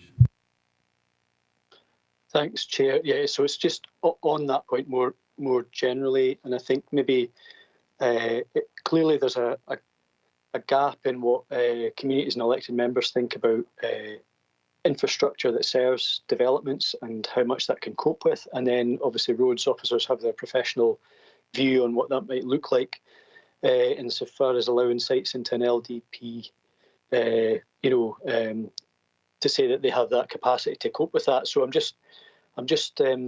I would certainly like to feel more at ease with knowing what our roads are capable of and what roads officers are recommending, because it seems that this comes up a lot, and yet this decision-making body here at Planning Applications Committee has very little in its armoury, if you like, to competently make conditions or recommendations that go beyond the roads officer's recommendations. So I think it would certainly benefit members. I feel that if we understood, well, at what point would it tip the balance where we would have to invest in infrastructure to serve developments? Because I think that's something that we're maybe not clearly cited on, and I'm wondering how best we would take that forward. And I'd welcome the view from officers and through yourself, Chair. Thank you. Thank you, Councillor Thompson. David, you have anything to add? Now, just looking at the site identification in LDP2, it does say a transport assessment is required to determine the impact of the development will have on the capacity of the surrounding road network and any associated road and/or traffic management improvements required. So that was a requirement of the LDP, and as you've heard from the applicants, they did indeed commission a transport survey which was submitted with the application. That has been accepted by local roads officers. So I think at all points from the identification of the site in LDP2 by the council all the way through to look at this specific application in conjunction with roads officers, those have been addressed. But I take on board the point from Councillor Thompson. It is really, to be honest, it's the point at which we identify a site in an LDP. That's the critical point, and it does appear to have been taken on board here about the need for a transport assessment, which has been done. Councillor Thompson, do you want to come back in? I mean, well, thanks for the response first and foremost, but I think it might be this is the wrong forum to take this forward, and it could be that conversations with infrastructure and roads could be useful in terms of just maybe either a seminar or information for members, but even ways that we could enable our infrastructure provision going forward to recognise that there's a loud voice from communities, often in large developments, about this type of thing, and maybe there are other ways to pay particular attention to local situations to maybe make better improvements to the road network. So I'll take it out of this chamber, Chair. Thank you. Thank you very much, Councillor Thompson. I think we've got Councillor Carruthers, and then we'll go to the determination. So just a point on anything, Chair, but I think it's worth a making. I think Dave has outlined it very well. We'll go through the LDP process, consultation, usually pre-application inquiries, consult with everybody and the dog, so to speak, by the way of when an application goes in, and then beyond that, then we get our responses. So the roads have responded back, as well as the transport report that we've got. But when local concerns come up, and it's finding that level of detail, I think a site visit would have alleviated a lot of concerns, but it goes back to area committees have picked it up as well, Chair. I think all four is that do we have the right officers in this meeting at the right time? Roads officer would have been appropriate to be in here, but everybody's under pressure. But I still think that needs to be addressed. My only point is to Councillor Hill. I think if the concerns, and Councillor Thompson has already touched on it, I do believe we should approve this today. But if there's any retrospective pressures on that road that need to be addressed, and the council has to face up to that by the way of making this decision today and invest the correct capital sum to address that, Chairman. Thank you. I would agree with you, Councillor Carruthers. If there's an issue and the Roads Authority have failed to give correct advice or support or information, we need to go back and look at that. So we have a proposal to approve if there are no alternative views. Councillor Hill. Can I have my dissent known and recorded that I don't agree with the roads on this? I'm not opposed to the proposal, but I don't feel that 2 passing places is enough. So going on what Councillor Thompson, Councillor Carruthers, and what you've just agreed, I think that if there is a problem, because the road does flood down at the bottom, which causes gridlock and cars actually can't get in or out of the estates that are there at some points, if that does become more of an issue, then the council will be liable to sort the road, please. Thank you, Councillor Hill. As far as I understand matters, you can only have your dissent recorded if you put forward an alternative proposal, in this case to refuse the application on legitimate planning grounds, and you don't get any support from another member in the committee. That's the only basis in which your dissent can be recorded, although we understand, and it's in a public domain, this debate today, that your dissent will be on the or in the public domain, but to have it properly recorded, you must put forward a proposal that it is acceptable to governance legal as an alternative view and don't get support. Otherwise, we'll just have to run with the debate that you've had and the points you've made during the discussion today.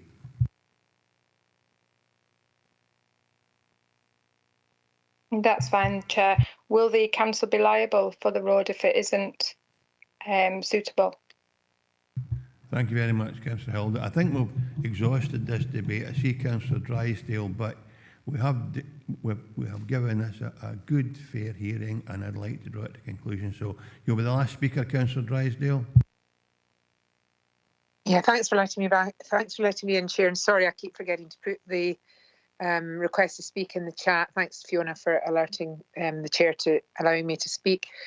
Just for complete clarification, what we're saying here is that because the actual road that causes gridlock is out with the actual material planning application in front of us today, that we cannot look at that at all in any shape or form. So even if an amendment was put in to add a condition for roads to look at that additional accessibility in and out of the site, that would not be applicable today, Chair. I think that's what we're saying. Is that correct? Yes and no. What we're saying is we have a planning application before us and the Roads Authority have provided appropriate advice and they have set out what they see as a reasonable solution to the additional traffic that will be generated. You have our case officer who has placed recommendation number 12 that deals with or requires the applicant to carry out certain works before they proceed to develop the site. It won't stop you or anyone else rejecting this proposal if you feel that that doesn't meet your aspirations, your requirements, what you think the community need. But other than an alternative proposal today to refuse this application, we cannot modify the applications before us. And the conditions dealing with roads already are there, so I think it'd be superfluous to add another one. Okay, understood. Thanks, Chair. Thank you, Councillor Drysdale. Okay, so on that basis, we have a proposal to agree the recommendation, and after some debate and some disquiet, we have no alternative view, so the application will be approved. Can you confirm the decision of the committee, please, Tracy? Members have agreed to approve the application subject to the conditions in the report. Thank you. This is the final speaking item, members. Agenda item number 6, an application for the continuation of granite extraction for a further 10-year period at Barclosh Quarry, Dalbeattie. It's a full application, reference number 23/2359/full. Would somebody ask Councillor Barretti to return, please? The recommendation approved subject to A, the successful completion of Section 75 planning obligation within 6 months of the date of this decision, or such reasonable extended time scale as agreed by the appointed officer, and B, conditions. And again, Mr Sutty will take us through the report on behalf of the case officer, Chris McTeer. Mr Sutty, when you're ready, please. Thank you, Chair. Is it moving?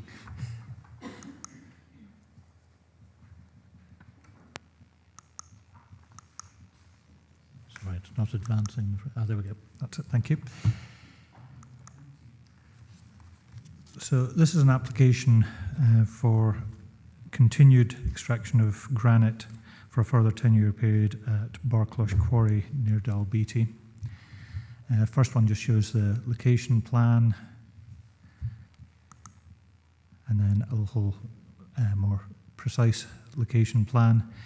You can see a number of developments nearby. You've got to the west the sawmill, then you've got Kenmure House as the nearest occupied house to the site, and then lying to the north is Barclosh Farm. This existing site layout basically showing the areas which have already been subject to granite quarrying. The original permission dates back to a 2007 application, which was then renewed in 2017. That permission expired, and retrospectively the application that's before you came in to allow for a continued extraction period.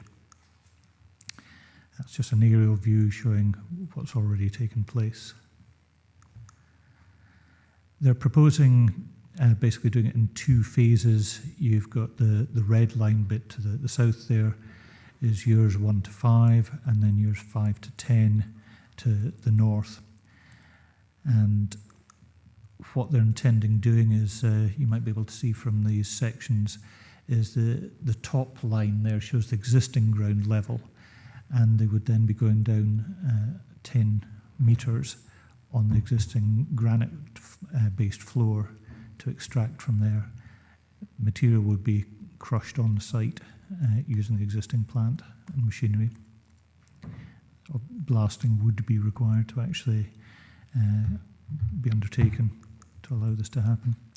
And some photos round about the site. That's a distant view from the B793, showed with a blue arrow just showing where it is. So it's a relatively limited impact on the wider views.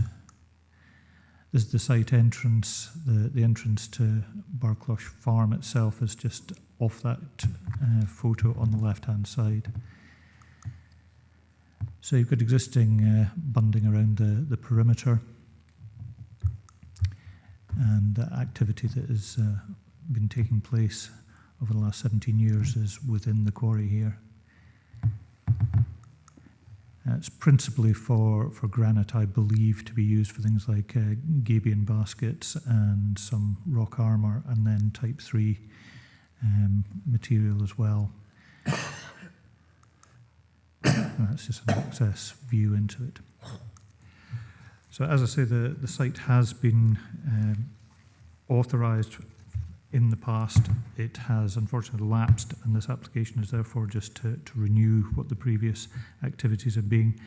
You note as well that we, unlike with previous applications, we are actually recommending that Section 75 planning obligation be put in place to require a bond. There wasn't, as far as I can see from the previous permissions, a bond, but after discussions with Laura, I think we both agree that in order to secure the restoration of this site once it finishes, it is better to have a bond in place to make sure that in the event of the company going under for any reason, then there would be that money that the council could call upon to restore the site. Happy to answer any queries, Chair. Thank you very much, Mr. Sutty. Questions for our case officer?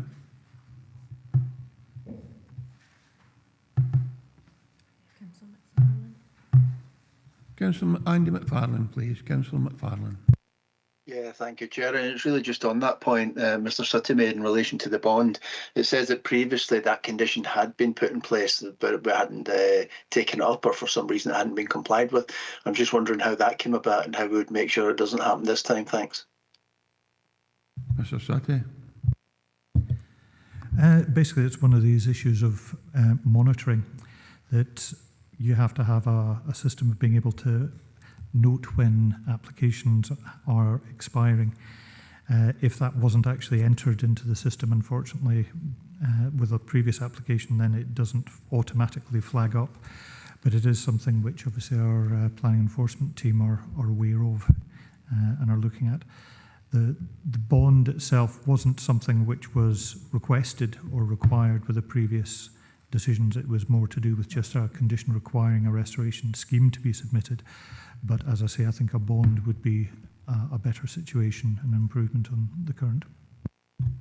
Thank you, Mr. Thanks, Andy. And although it's not for discussion today, I understand at committee, I'm sure it's full council last time round, we were advised that a review every bond would take place in a 5-year running cycle. Is that the right, Laura? What legal services have recommended in respect of this application is that there should be a Section 75 agreement, and in terms of that agreement it would have provisions which would indicate when a review should take place. The standard position is that the amount of the bond would be reviewed every 5 years. This is why legal services have suggested that there should be an agreement which will also attach onto a style bond which the council considers to be suitable. Thank you very much for that additional information, Laura. Okay, we now have Councillor Slater. There's still questions for Case Officer. Yes, thank you, Chair. Will this consist of, you're talking about blasting here, will that increase blasting times for the, and also dust, increase the dust levels in the area, in the surrounding area? Thank you. Mr. Sutty. Thank you, Chair. My understanding is that blasting has always occurred at the site, but you'll note that condition 10 is recommended, which I think I'm right in saying there weren't conditions about blasting previously. This would restrict blasting to not taking place out with the hours of 10 until 4, Monday to Friday only. And you'll also note that you've got other conditions as well, 7 and 8, about the other times that are supposed to be operational and where it can't take place. Thank you, Councillor Slater. Councillor Carruthers, still questions for the Case Officer? Yep. So it's only about condition 1. I take it that's fully suspensive, David, which I'm looking at. It says legal framework head of terms, an acceptable financial guarantee providing for restoration provision. I think you're talking about the bond there in particular over the term. So if that's fully suspensive, I'd be quite content with the question that's been asked previously. Thanks, Councillor Carruthers. Mr. Sutty. Yes, I mean, the section 75 would be over and above. There's 2 restoration conditions. The bond is really just something to call on in the very unfortunate event that the company ceases trading and there's no other mechanism of getting that site restored. So as Councillor Dempster will know, we've had with Opencast coal mines where we've had to call in bonds before. So yes, it's not just hypothetical, it is really quite relevant. And for me, knowing what the outcome is and what the damage done to the environment when the quarries are abandoned, I think it's a very sensible and important thing to do. Councillor Beretti, please.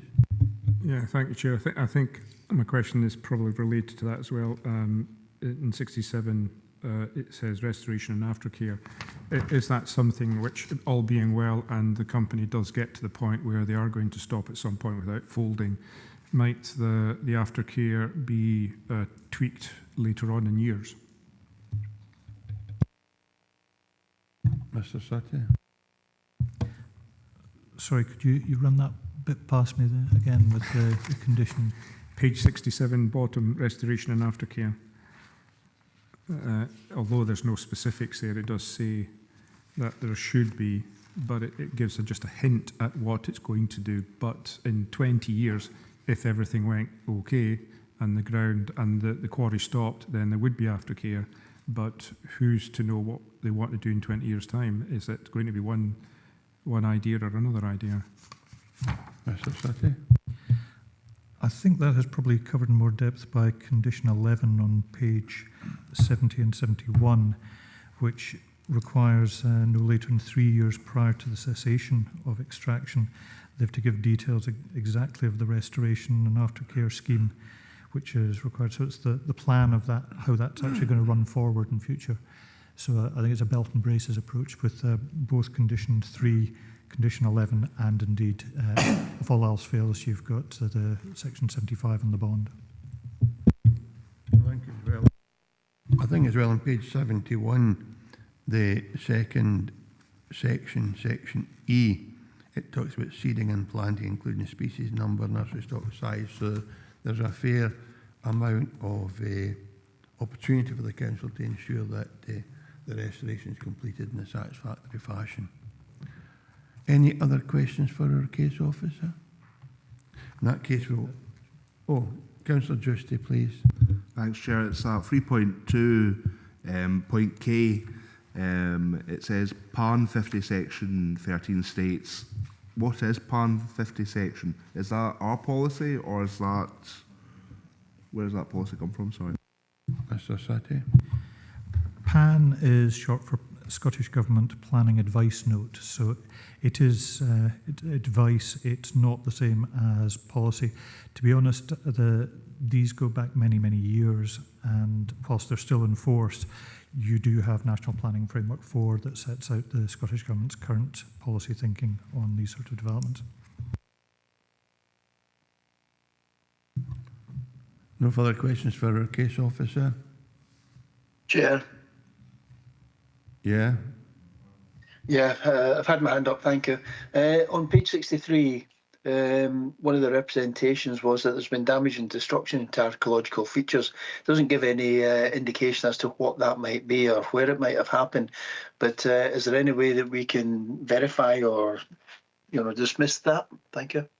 Thank you, Councillor McFarlane. Mr. Sutty, please. You'll note that unfortunately we didn't get comments on this particular application from the council archaeologist, but I know he was consulted on the 2017 application and provided comments, and that resulted in a condition and a requirement for a scheme of archaeological investigation to be submitted, and that was done and considered acceptable. So that hasn't been followed through into this particular application because, as I say, the archaeological excavation works have already taken place. As to any damage, I don't know, I'm afraid. If there is anything which has taken place, then there's a potential risk of some criminal issues there, but I don't have any further information at this stage, I'm afraid. Thank you, Councillor McFarlane.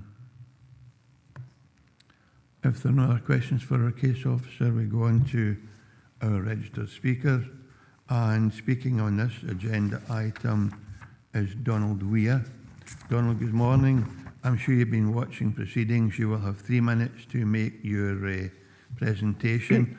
I will remind you with 30 seconds to go to draw it to a conclusion. And if you'd be kind enough to wait in case members have questions for you, I'd be grateful. So Donald, just whenever you're ready, thank you.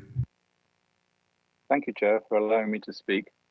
I live opposite the quarry in the Barclosh settlement with approximately 14 other people, all but one, who have objected to the application. I'd like to bring it to the committee's attention that Barclosh doesn't only have human occupants, it also has protected species such as bats and badgers. As you will be aware, it's an offence to damage or disturb bats and their roosts. The committee and the case officer have been provided with data from the National Biodiversity Network Atlas confirming that bats are present and a specific bat survey. The council has undertaken no measures to survey the bats, and Nature Scott's advice has been ignored. The 2007 application had a condition attached to it that no blasting was to be done to protect the badgers. The badgers are still there, but the report ignores them again. From the objections received, there can be no doubt that residents feel impacted by the quarry's operations. The blasting feels like an earthquake and it damages our building. The planning application note that was referred to early says explicitly that working in close proximity to residential property should not be given an extension. Anyone who's unclear about what close proximity means could look at the information supporting the bill before Parliament to outlaw blasting quarries within 1,000 metres of residential properties. Barclosh is 400 metres away. As the report states in section 4.5, the applicant must demonstrate that there are no significant adverse impacts on nearby homes. I can't see how this has been done since no one has chosen to investigate the complaints of cracking that we have lodged. The case officer's report mentions the planning application advice note and the national planning framework and then simply ignores them. The Scottish Government is not alone in being ignored because the Council's own local development policy also has some requirements. Disturbance and disruption from noise and blasting and potential pollution of land and air and water have to be considered. We have a single borehole. No one has assessed the impact, as SEPA confirms, on our drinking water. The impact on local communities and the historic environment. The remains of Barclosh Castle were forwarded by the council archaeologist to the case officer in 2017 as an area of archaeological interest as recorded in the council's historical environment record. No one has investigated it. It's also necessary to look at the cumulative effect if there are already 2 or more consented sites with similar impacts. The Craignair quarry in Dalbeattie and the new Edingham munitions quarry opened by the applicant are both within 5 kilometres of Barclosh, but no one has looked at the cumulative impact. And finally, the council's development plan requires a transport assessment. As the U78 public road passes the sawmill, it goes down to a single track, which the council has decided to limit to 7.5 tonnes to limit the damage. It's on this road that over the last 18 months, the 20-ton lorries from the quarry have ripped the road surface apart and created a very dangerous situation where both pedestrians and cyclists and car drivers have to weave around the damaged road where there are no parking places. The council is liable for having created the danger to the users of their roads. And the suggestion in the report that the adverse impacts for local communities relate only to parking ignores the objections that have been submitted. My understanding is that this committee makes decisions based on the law, Scotland's planning regulations, and its own development policies. The case officer's recommendation explicitly contradicts all three of these, and I hope you will inform yourselves properly before making a decision. I note that Councillor Blake, who is our local councillor and has been involved in this case, and Mr McTeer are unfortunately unavailable for health reasons, and I would strongly recommend that a meeting where they are present would be more informed. Thank you.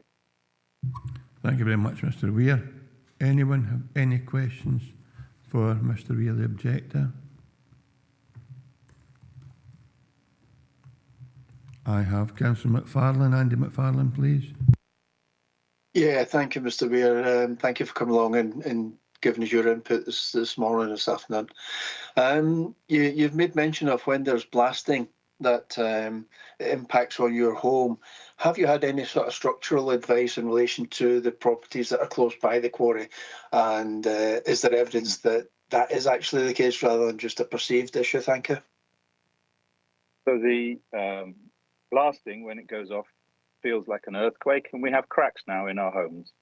We have taken advice from a company called Blastlog, and they have said that this needs to be surveyed because it depends on the nature of the ground between the quarry and our houses. And obviously the remains of Barclosh Castle, still standing, are right next to our house. So we have taken advice, but it's not definitive because no survey has been made. And the borehole is also in the same situation. No one has looked as to whether or not our drinking water will be cut off by this. Thank you. Thanks very much, Councillor McFarlane. Councillor Slater, please, and it's a question for the objector. Yes, Mr. Weir. Do you have any problems with dust coming off that quarry? Because you're within a certain limit of area, and the dust is very, very important because it's probably gets into people's lungs and that. And if you're within, I think it's 1,000 metres, you have to be away from the quarry, and you're living with that. So maybe there should be some, what do you call it, investigations about air quality around your properties. Yes, thank you for the question. If you look into the private members' bill that's before the Houses of Parliament, there's extensive studies done on the damage from dust from quarrying. A recent study located primarily in Canada identified significant health impacts, particularly on young people. I have 2 young children, up to a distance of 600 metres.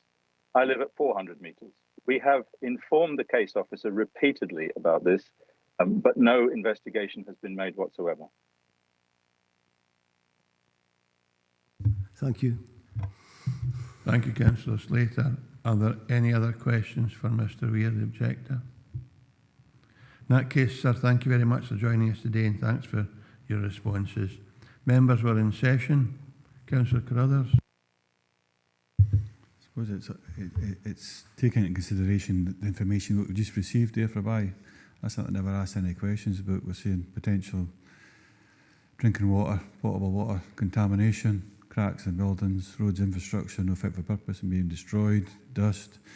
It was kind of endless here the way it went on, and actually the legislation that's in place and what's forthcoming, the conflict between the two, I think this really does justify further information and a site visit, Chairman. I really do, and I would propose that. All of the information has to be retrospective in regards to that. I need to listen back, take in consideration everything that's just been outlined there, but I think it's very relevant, Chair. So I would certainly propose a site visit, and you get some of the information looking for today, but it'll be a lot more, I think, after looking back and taking in consideration what's just been outlined. Thank you, Councillor Carruthers. A number of other speakers looking to come in. I would say, if you're looking for, if you're going to defer this and look for further information, you'll need to be setting out quite clearly what information you want, who's going to get it, and what difference it will make to the determination of this application today. So I have Councillor Driver, Laura, our legal advisor, Laura Whitelaw, wants to offer some advice. Thank you, Chair. I'm assuming that the legislation that the representative was referring to is the Quarries Planning Bill, which is a private member's bill going through the House of Commons. As such, I would imagine that it does not have effect in Scotland. Thank you. Thanks for that advice, Laura. We now have Councillor Dryburgh, please. Yeah, thanks very much, Chair. I think we've got enough information. We can make a decision today, and I would put that in as an amendment. Okay, I don't think Councillor Carruthers even made a motion. I think, or you did. There was, Chairman, sorry if I apologise if I didn't make it clear. One was, I think we need a site visit, absolutely, and I outlined the reasons, but I said, listen, I would add to that after considering the information that's just been read respectively, which has been outlined by the representative.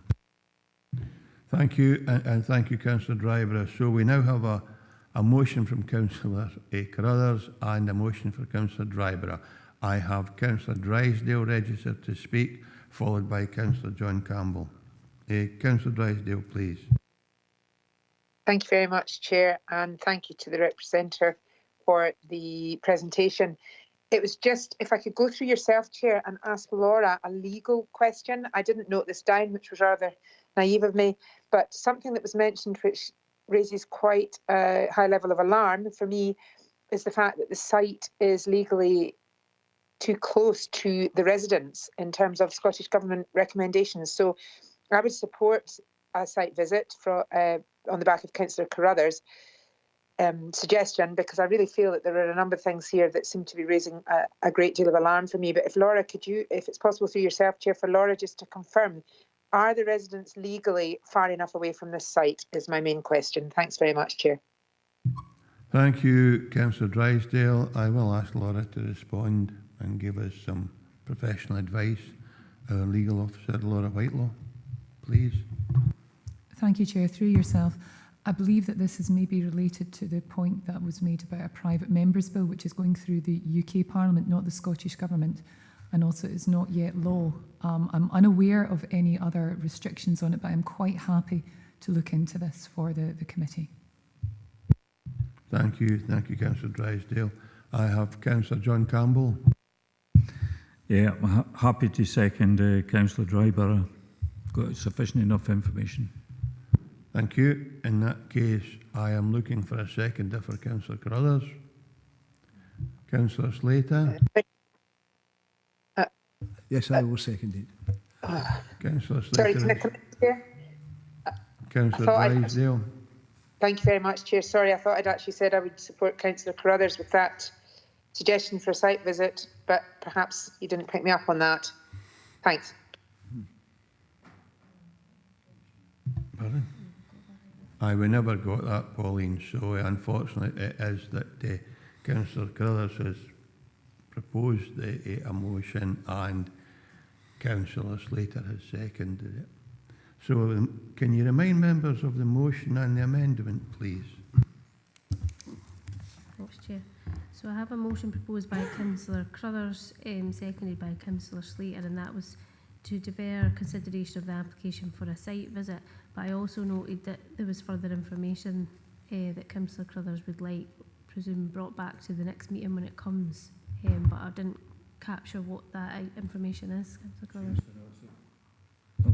Chair, so I will retrospectively look back, listen again to the representative, ask him to repeat what he's saying, and I would supply that. I think Laura's picked up on one of them in particular, that's 2 points. So there's different legislation being referred to. I just want to be absolutely clear that I feel that when we do make a decision on this, either way, whichever way it goes, it's safe and it's sound, that's all. So I think a site visit would allow us to see the local area, potential water contamination, so on and so forth, but the wider legislation stuff as well, we look to have that certainly before the next committee, but some things on the site visit would be absolutely, but I would make it absolutely clear by close of play tomorrow.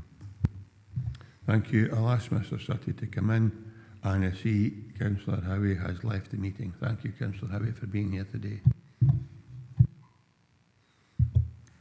Thank you, Chair. Certainly I noted down, Dr. Weir raised a number of points.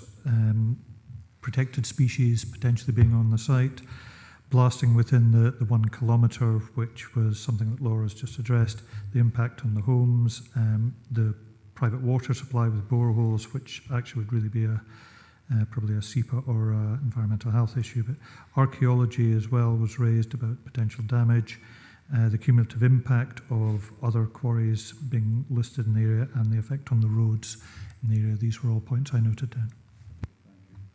I want them all encapsulated, Councillor Crothers. Please, thank you very much, Chair. Thank you, David. Thank you, Mr. Slater, or Councillor Slater. Are you still seconding Councillor Crothers? Yes, I am, yes, but I'd like to say to David that about air quality as well, because that's very, very important. Thank you. Are you happy with that, Councillor Crothers? Yeah, thank you. Councillor Crothers indicated he's happy with that.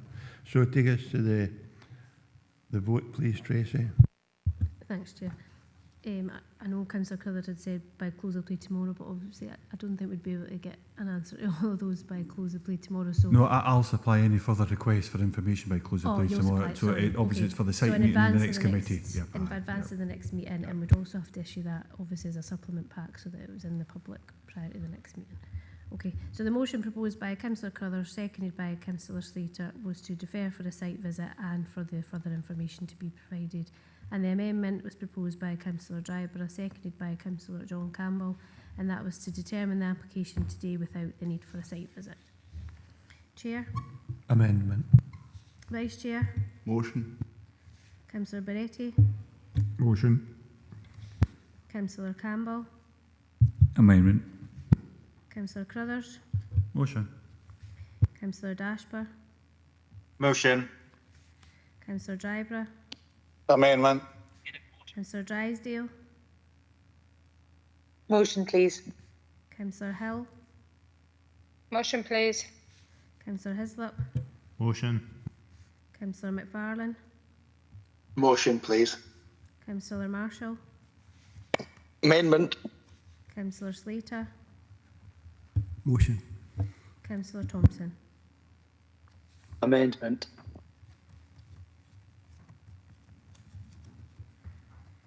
And the motion carries 9 votes to 5, so the application has been deferred for a site visit and for the further information to be provided.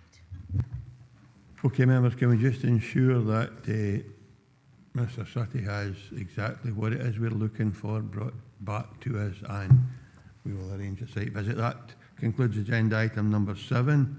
We'll break for lunch and we will return at 1:10. Thank you, members, and thanks, folks.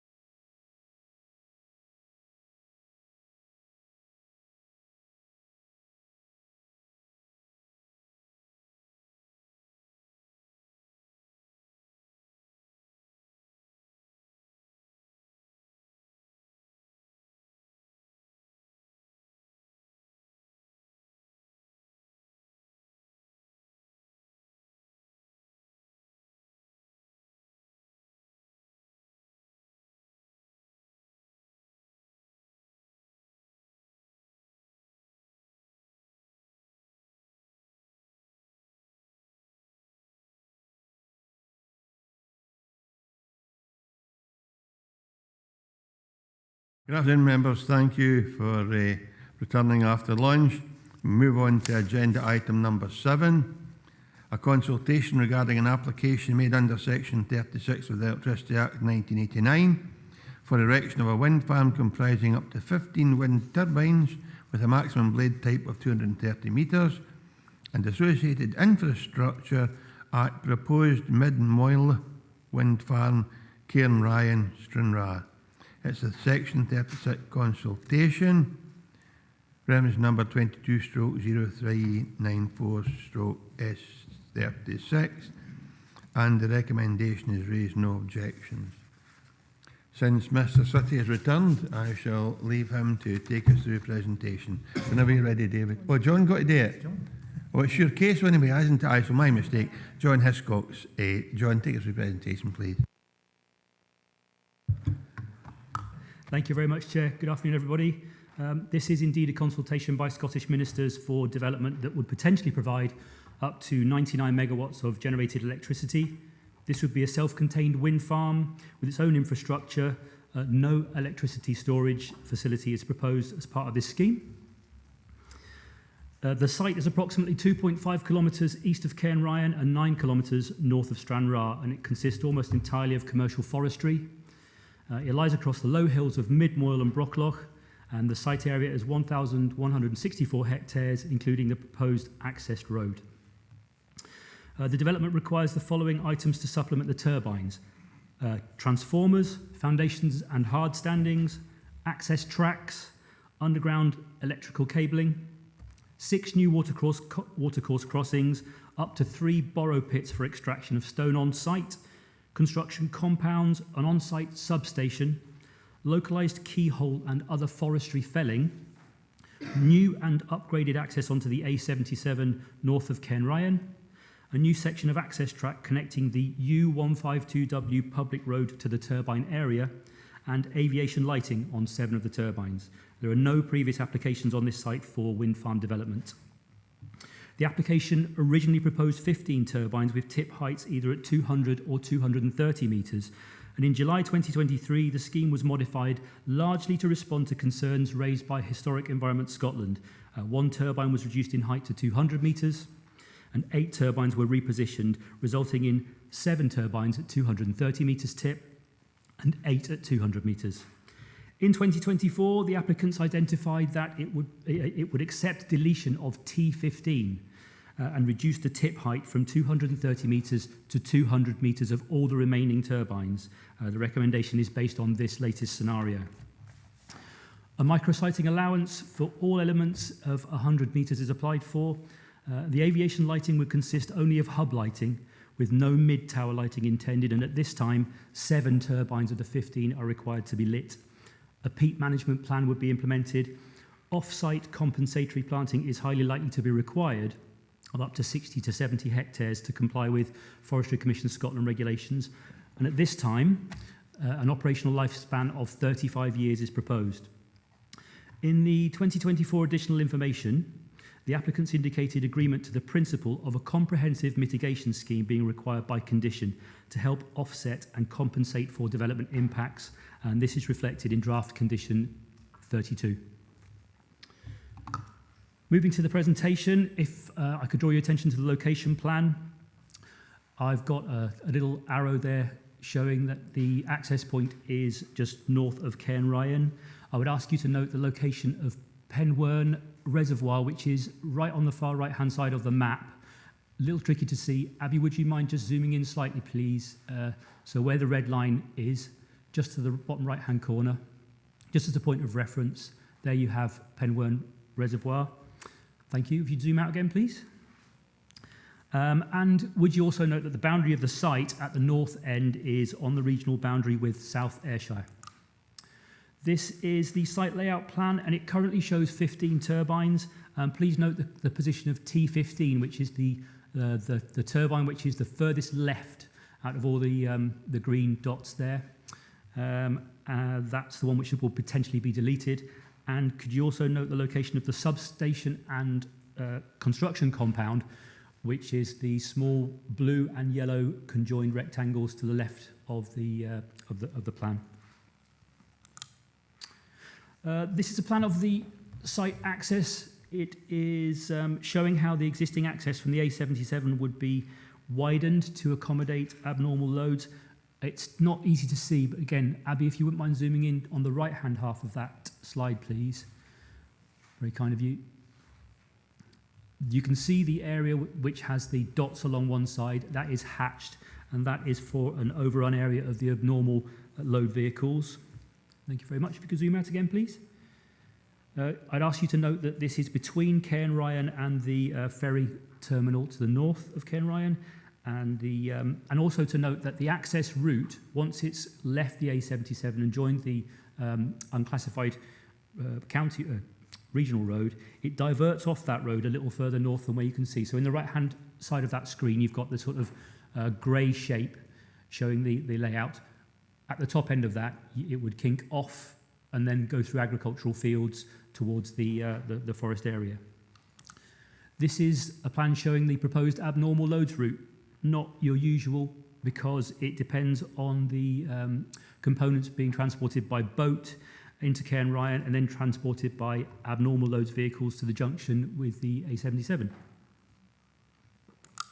Typical turbine elevation. I've only shown the 200 metre to tip machine. The 230 looks similar anyway, and that's all we are being proposed at the moment. Construction compound. It's got site offices, staff parking, HGV and plant storage, and various other facilities in there. Substation elevations, 10 metres by 15 metres, basic pitched roof building. This one, Abby, would it be possible to zoom into the centre of that, please? It's a cumulative base plan, and I'm just going to ask you to note a few things. Right at the centre of that, thank you, is you can just about see the yellow and dark blue dots, which are the proposed mid-moil turbines, and just north of that, next to the words Glen App, are the operational Glen App turbines in that wind farm. There are 11 turbines in Glen App, and they're 126.5 metres to the tip. Could you also note, please, Strannoch 2 to the east, which is the two green splodges. You can see the number 13 at a viewpoint, and just to the right of that is the consented wind farm at Strannoch 2. They are 20 turbines from 140 to 175 metres to tip. And lastly, not lastly, sorry. Could you also note the Kilgalliach cluster to the east, which is the very large area of black dots, again further east of Strannoch, which is, Strannoch, if you would note, is 3.6 kilometres away from the nearest turbine in Mid-Moyle. So the gap between Strannoch and Mid-Moyle is 3.6 kilometres. I don't know how to say this properly, but Aracleach cluster is to the northeast, and that again, it's another large area of black dots towards the top of the screen. But if that's confusing, then please refer to the full list of related wind energy schemes, which I've put in the report at paragraph 1.42. Okay. The next slide is a bare ground ZTV, zone of theoretical visibility. The black circles there are at 5 kilometres, 10, 15 and 20 kilometres going outwards from the centre. Again, Abby, it'd be useful if you could zoom in on that one, please, to the centre. Not that easy to see, but generally the colouring in here is pink or very light purple. And that tends to indicate that from where the wind farm is visible, most of the turbines would be visible, 11 to 15 potentially. So the ZTV, the coloured areas represent where you're going to see the turbines from. And for this one, you'll see most of the turbines wherever it's visible from. You should note that vegetation is not accounted for in this diagram. Thank you very much indeed for that one. Landscape context, again, not too easy to see. Probably worth zooming in again, please, Abby. The areas of the Rins Coast regional scenic areas are shown in green, and you've got a few historic gardens and design landscapes in brown. The relevant ones really for you are Loch Ryan, close to the site, and then Castle Kennedy to the south of the site. The South Ayrshire local landscape areas are shown in blue, again bearing in mind that the top end of this site is on the border with South Ayrshire and that the Glen App wind farm is entirely within South Ayrshire. Could I ask you to note on this one, please, that Viewpoint 2 is within the regional scenic area. That's just to the left of the wind farm. Viewpoint 3 is on the edge of the Loch Ryan historic garden design landscape. That's just below number 2. Viewpoint 4 is also in the regional scenic area, but on the opposite side of Loch Ryan.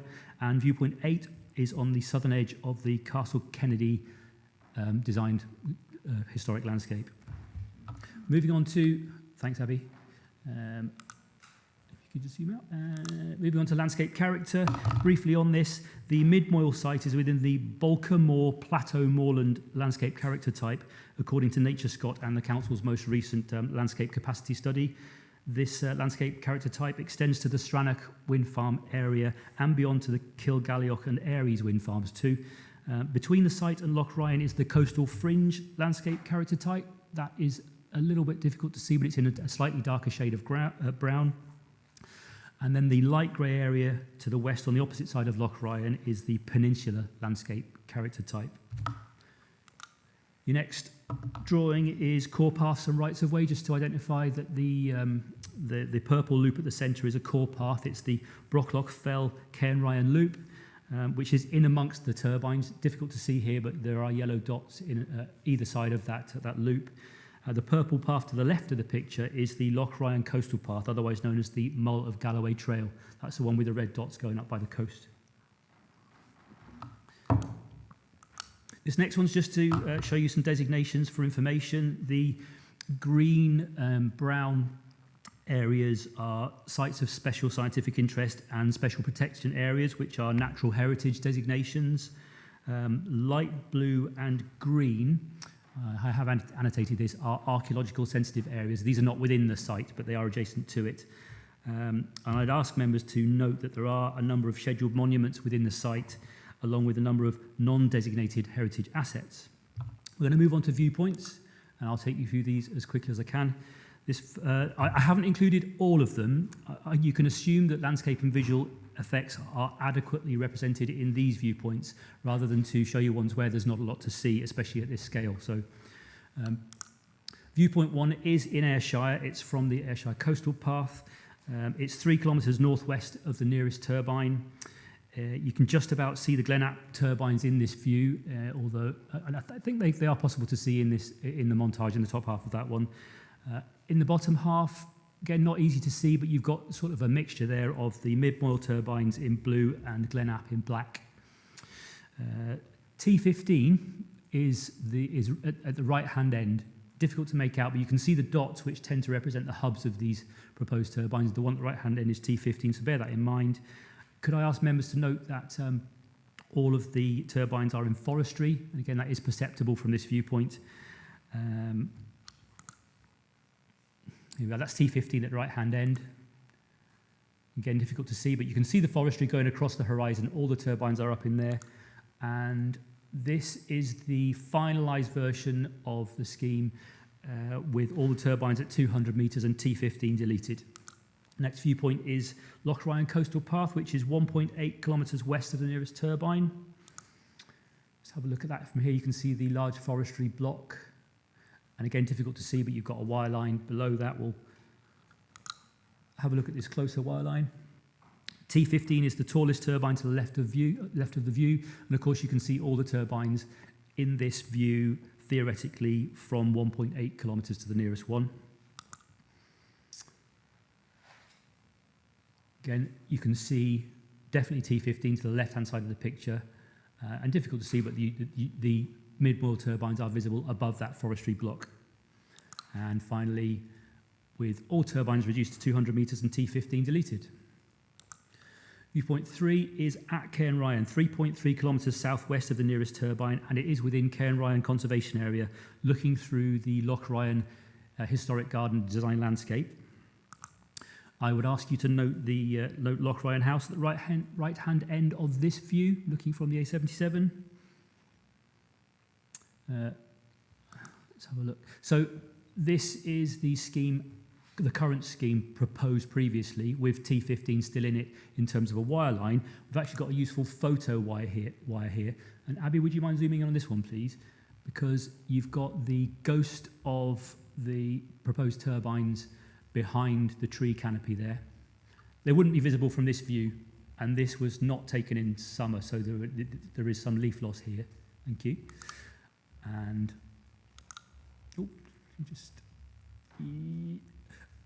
you can't see the topography, but what you can see is that T15 has gone. So if the scheme changes with T15 deleted, you wouldn't see it from this this locale, the general locale. And please bear in mind that from all these viewpoints, they are representative. So even though you might see one thing or not one thing from these particular viewpoints, you'll be moving around, and so it should be perhaps thought of that you're getting the idea from these locations. And this one in particular, I think if you move along the A77 in one particular direction, it might open up views of that particular part above Loch Ryan House. Viewpoint 4, Kirkham. It's 6 kilometres west-southwest of the nearest turbine, and it is within the regional scenic area. The Glenap turbines there, you can see, maybe not just, in the if you look in the bottom half of this on the wire line, Abby, would you mind zooming in on that slightly, please? You can just about make out the Glenap turbines in the left-hand side and Mid-Moyle on the right-hand side. And you can see that the Mid-Moyle turbines, particularly because the hubs there are quite clearly represented, are higher than the Glenap turbines. Logically, they are up to 70 metres taller. Thank you. Again, the wireline of the current proposal. T15 is the tallest turbine of the Mid-Moyle turbine shown in this one, and it's the nearest one to the smaller turbines out of Glenap. Please note that all the turbines are again visible from here. That's not a bad photo montage from Kirkham, and it's an important viewpoint because it is this sort of area from where you're going to see the whole wind farm, and you'll see from these next few viewpoints that you're seeing it quite often in the context of Loch Ryan. And again, that's with T15 deleted and all the turbines down to 200 metres. Leswell, viewpoint 5, 9.6 kilometres southwest of the nearest turbines. Again, all the turbines would be visible, not too easy to make out, but and the Glenap turbines are visible in this view despite the distance. Zooming a little again, you get the idea. All of the turbines visible from Leswalt and this general area that the viewpoint represents. Probably worth zooming in on that one, please, Abby, just to get an idea of that sort of broad swathe of the turbines combined. You can actually make out Glenap turbines in the left-hand part of the picture, and you can make out the theoretical Mid-Moyle turbines in the middle and right of that one. Thank you very much. And again, T15 deleted, all turbines down to 200 metres. Next one is Stranraer, 9.4 kilometres southwest of the nearest turbine, and this is within Stranraer's conservation area. That's much better. You can see there that the turbines are in different colours, and if you look on the wireline at the bottom, you can see the sort of line above. The longer one represents the spread of the Mid-Moyle turbines looking across Loch Ryan, and the darker black line represents the spread of the Glenap turbines.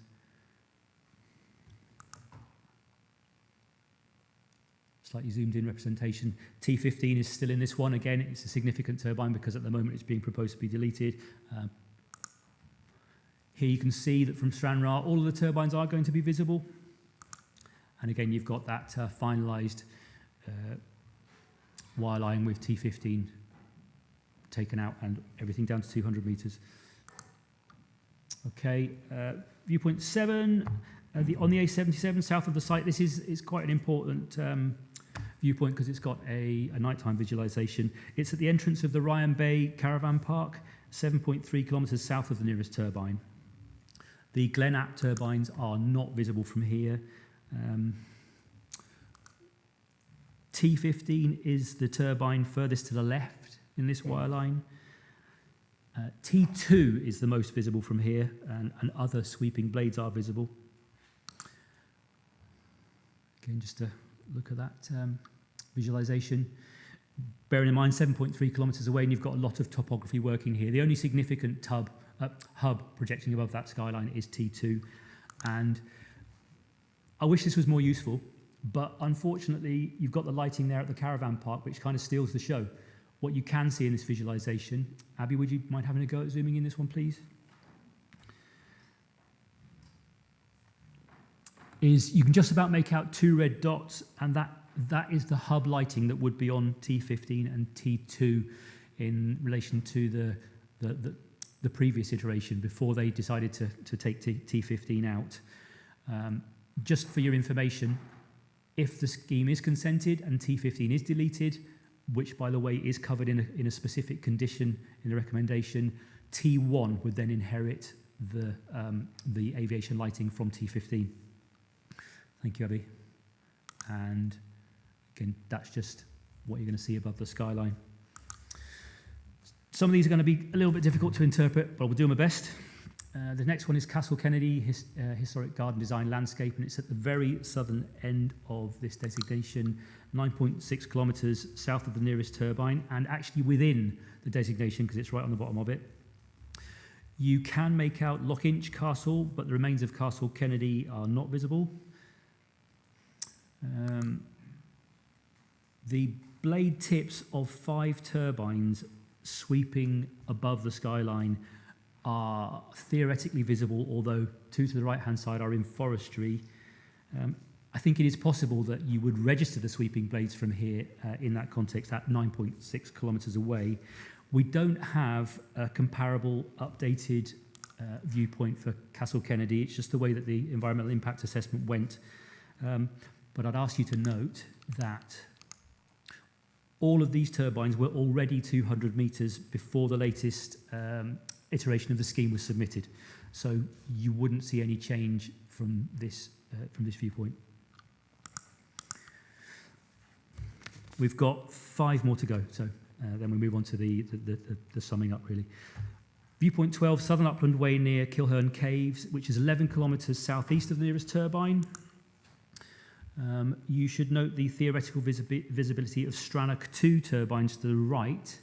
You can just about make out there between the centre of the wireline at the bottom and the far cluster on the right. You can just see about 3 little groups of turbines. That's Strannoch. Again, the mid-moil turbines are in blue, Glenap are in black. Not easy to pick out, but they are there merging slightly together. All of the turbines, again, would be visible in this view, as you can just about pick out in the middle of this one. And again, with T15 deleted and all the turbines 200 metres to tip. This is an important viewpoint because it comes back into closer range. 2.5 kilometres southeast of the nearest turbine.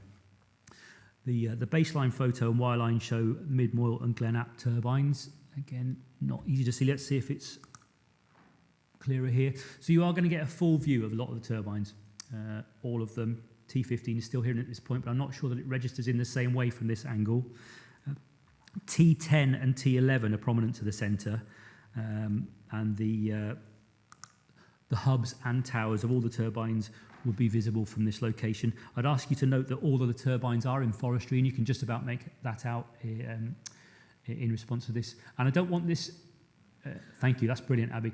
Don't let this one play tricks on your eyes. The reflection of the turbines in the water, it could be a bit misleading. You've got to kind of carefully look for where the real landform finishes. There's just kind of a slit of blue in between, and that's where the surface of the lock exists. Okay, and again with T15 deleted and everything down to 200 metres. This next one is in South Ayrshire, so I won't spend too long on it. It's 5 kilometres north of the nearest turbine, looking through Glenap. So what you can see mainly in the right-hand side of this picture are the Glenap turbines, and then to the left and centre are the mid-moil turbines. T15 in this one is the furthest right in between the Glenap turbines. T1 is also in amongst the Glenap turbines from this view. Sorry about that one, not easy to see, and we shouldn't zoom in because we don't really need to, but again, you can get the idea that from this viewpoint to the north, from South Ayrshire, you're looking at all of these grouping together. Benareid, 7.1 kilometres northeast of the nearest turbine within the southern uplands on the boundary with South Ayrshire. And what I would ask you to note is that all of the turbines are theoretically visible, and Strannoch 2 in the left-hand side of the picture. You can just about make it out in the left-hand side of the wire line. Zooming in from Benared. Glenap turbines to the right and smaller mid-moil turbines to the centre.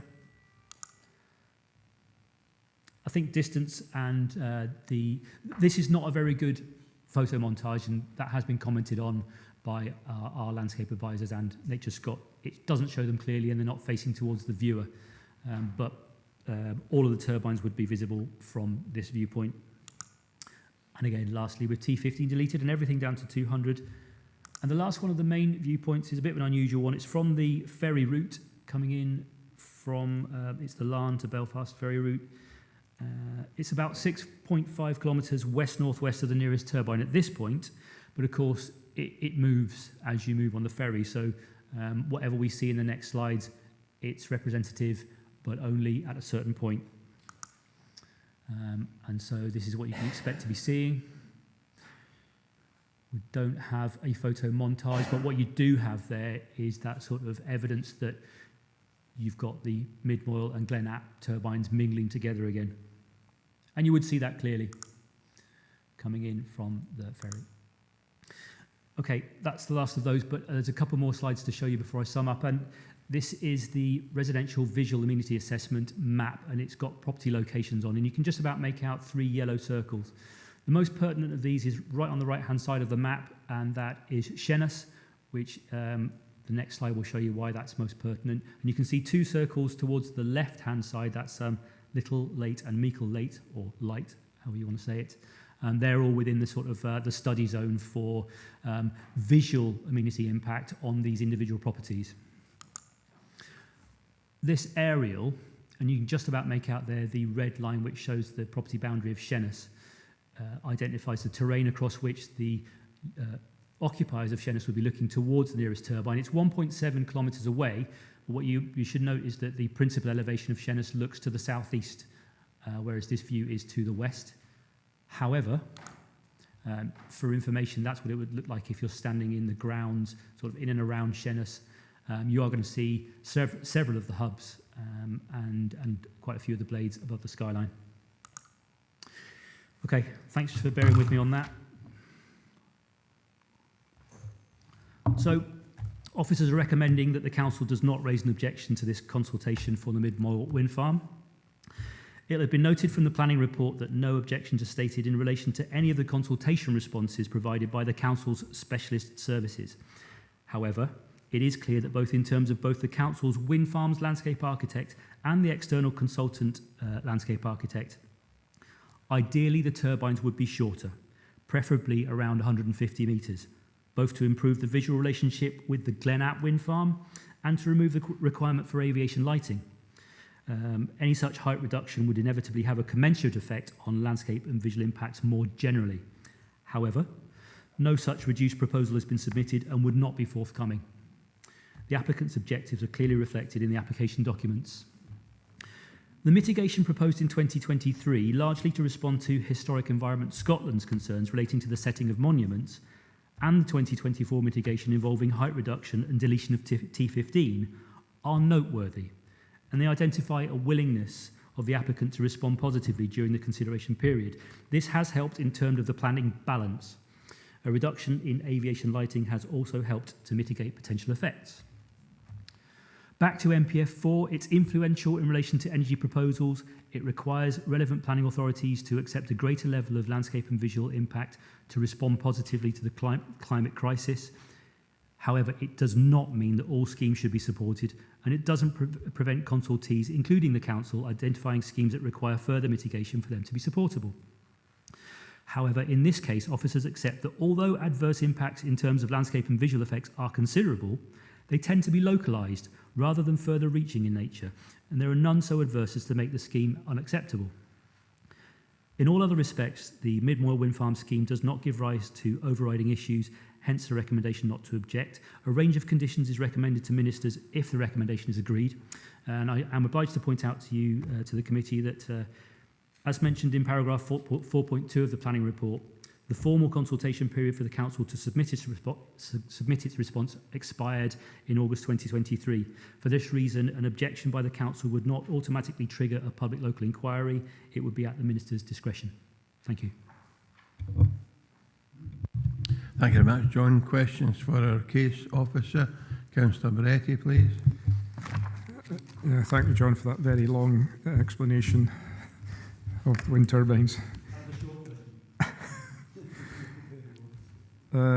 Page 1, in relation to some of the points that would be applied, in page 122 and 127, where you've got the point 26 biodiversity plan and point 37 habitat management plan. My question is, John, will this take into account future possible climate change impacts that we may or may not know what they're going to be in, say, at the end of the stage, 35 years or whatever, if it's going to be 40 years, if they decide to extend it? It's not the easiest question to answer because we don't know. We would need to see what information comes back to us. What I would say is that you'll have noticed there are a lot of conditions, and quite a few of these relate to biodiversity, specific species, specific forms of management and habitat. So it's a very good question. I'm not sure how we would convey that to EC or to ministers in a response if the recommendation is accepted as such. Future proofing is, I think, what you're referring to. And I would assume that has to be factored in. But things are subject to change and we don't know what to expect in the next number of years. So you're right to question that. Councillor Beretti again. Yeah, I think it's more or less in my mind that we know that things are going to change, but we don't know how rapidly or how influential those changes are going to be to our nature, which is clear that we will have species migration and both flora and fauna. So that will no doubt be observed. So I'm quite happy with what John has said. Thanks very much, John. I would just say it wouldn't be out of the ordinary in when we communicate with the ECU to just convey that we hope that the relevant conditions can include future proofing in the event of changes occurring in the future that we don't know about yet. Thank you, and thanks, Councillor Beretti. I have Councillor Drysdale. Pauline, please.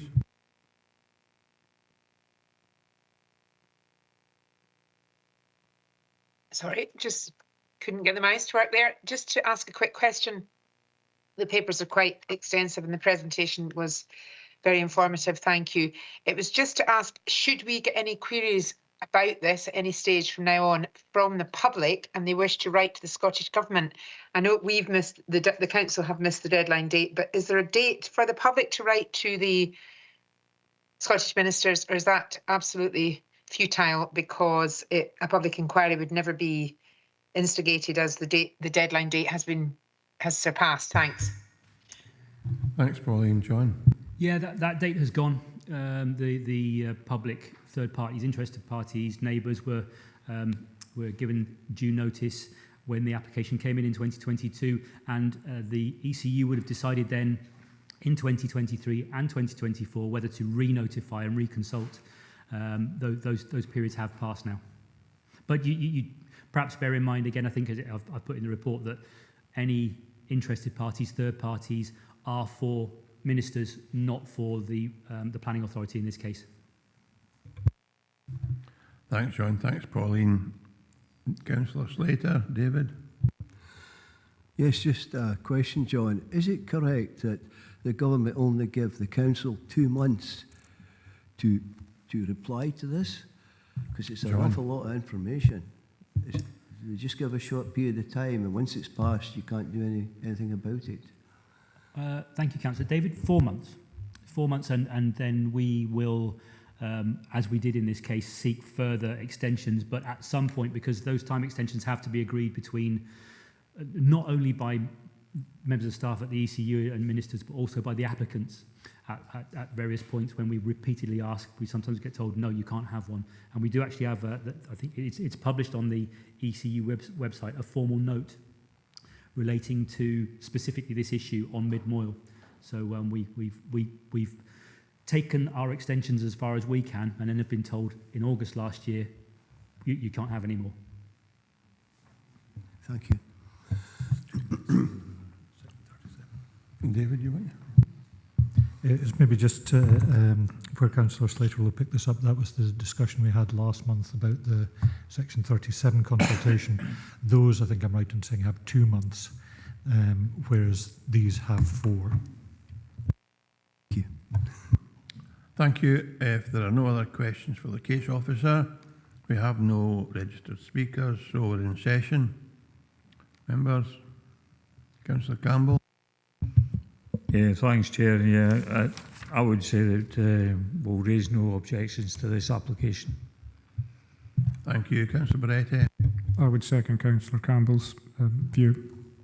Thank you very much. Any alternative views? In that case, confirm the decision of the committee, please, Tracy. Members have agreed to raise no objection to the consultation. Thanks, Chair. Thank you, members. Move on to agenda item number 8. An application for the formation of floodlit 3G pitch with a cross-play 2 floodlit mugger pitches, play areas, gym and parking area at Phase 1, Melbourne Park Playing Field, East Riggs. It's an application for planning in principle. We're asked to approve the conditions.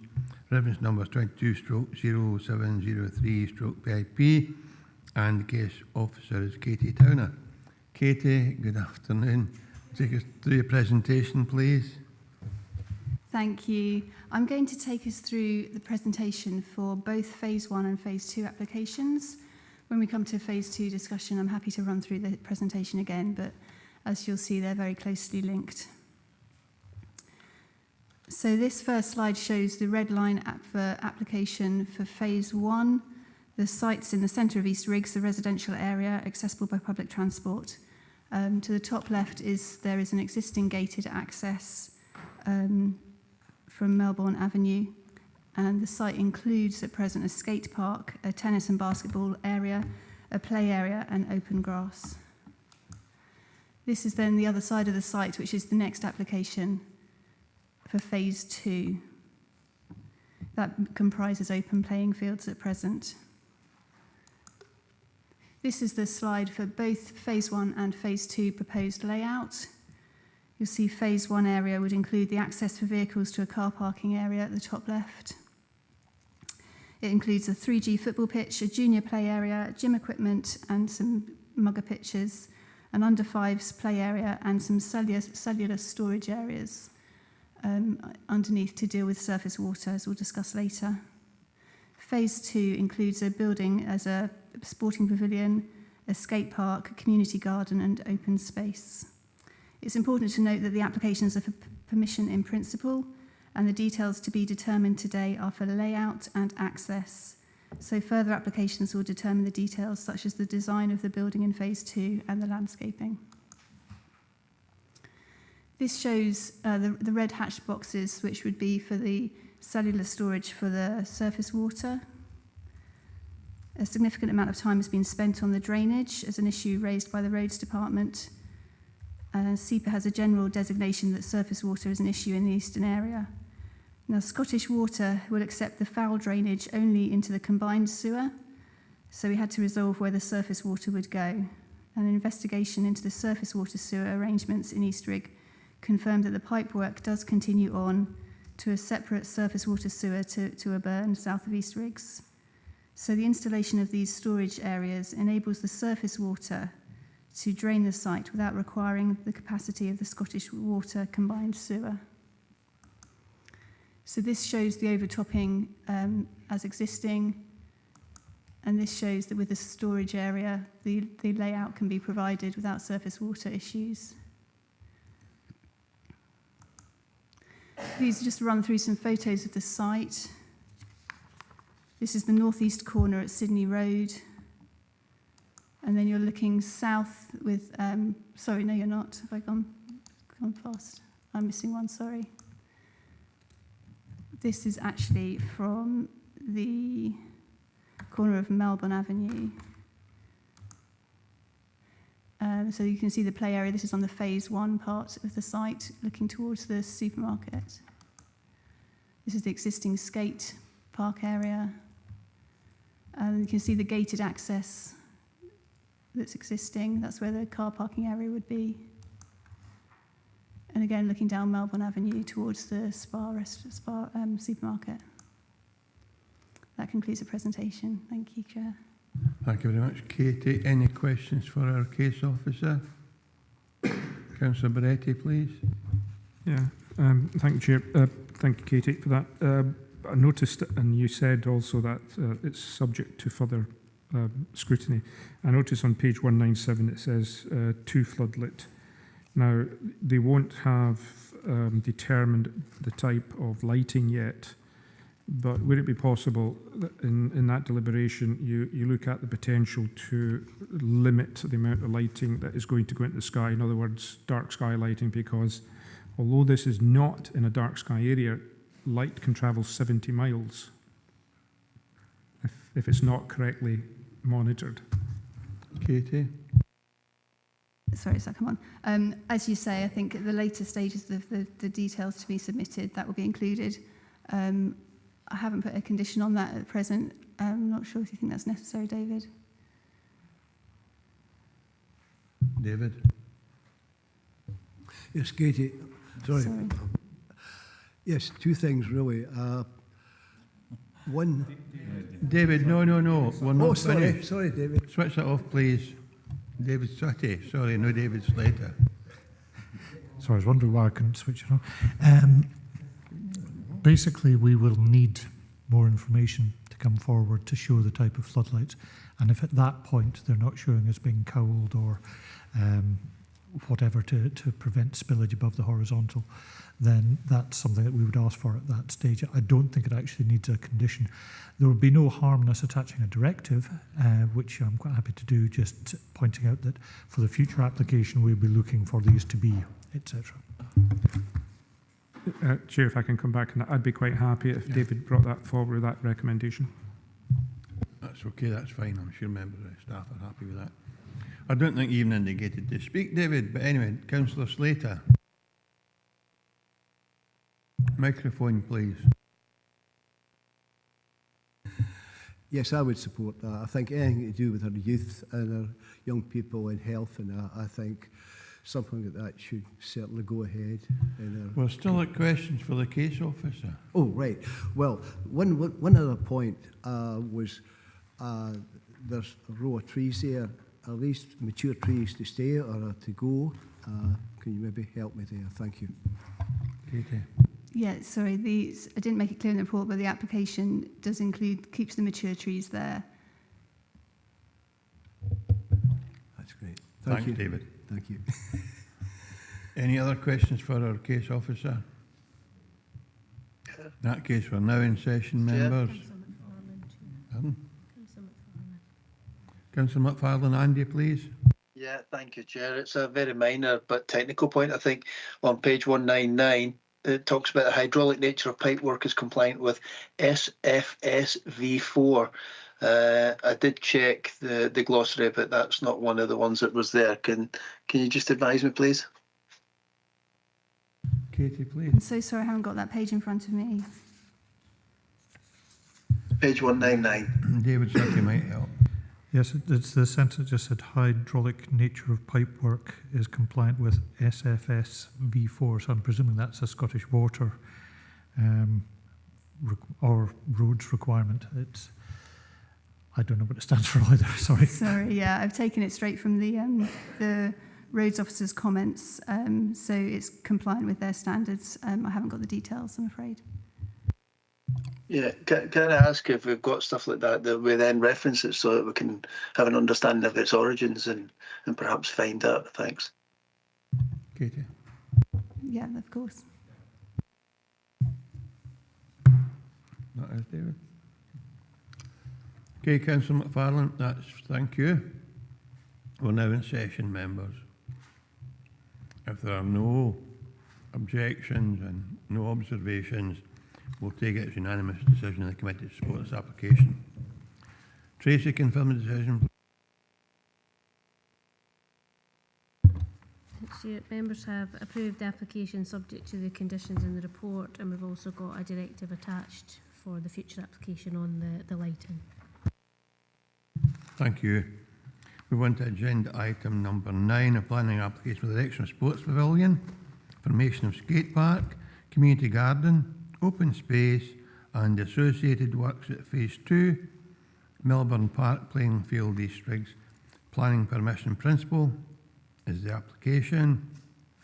Reference number 22/0704/0704/PIP. Recommendation is to approve subject conditions, and Katie Towner is our planning officer again. So Katie, take us through the presentation, please. Do you want something, David?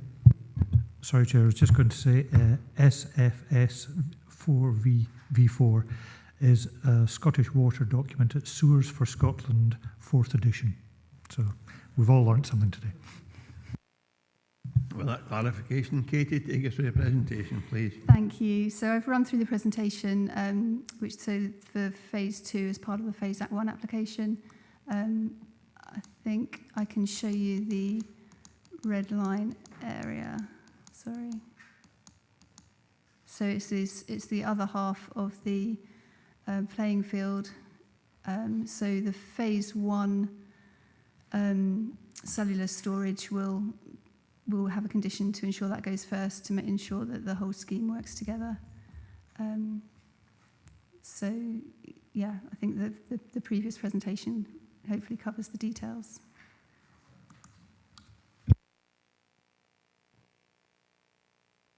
Right, you finished? You're sure? Question for case officer again. Councillor Bretty, please. Referring back to my previous comment about lighting, will you take that into consideration when looking at the planning components so that they are light sensitive, dark sky sensitive? Again, a directive can be added to this application as well. Thank you. Any other questions? David Slater, Councillor Slater, please. Yes, Katie. The question is, there seems to be a lot of space taken up for drainage on that site. Is this drainage or tanks below the ground, so they won't actually physically lose that area of ground, just for drainage? Yes, the cellular storage is under the ground with the hydro breaks to make sure that the water's released gradually. Okay.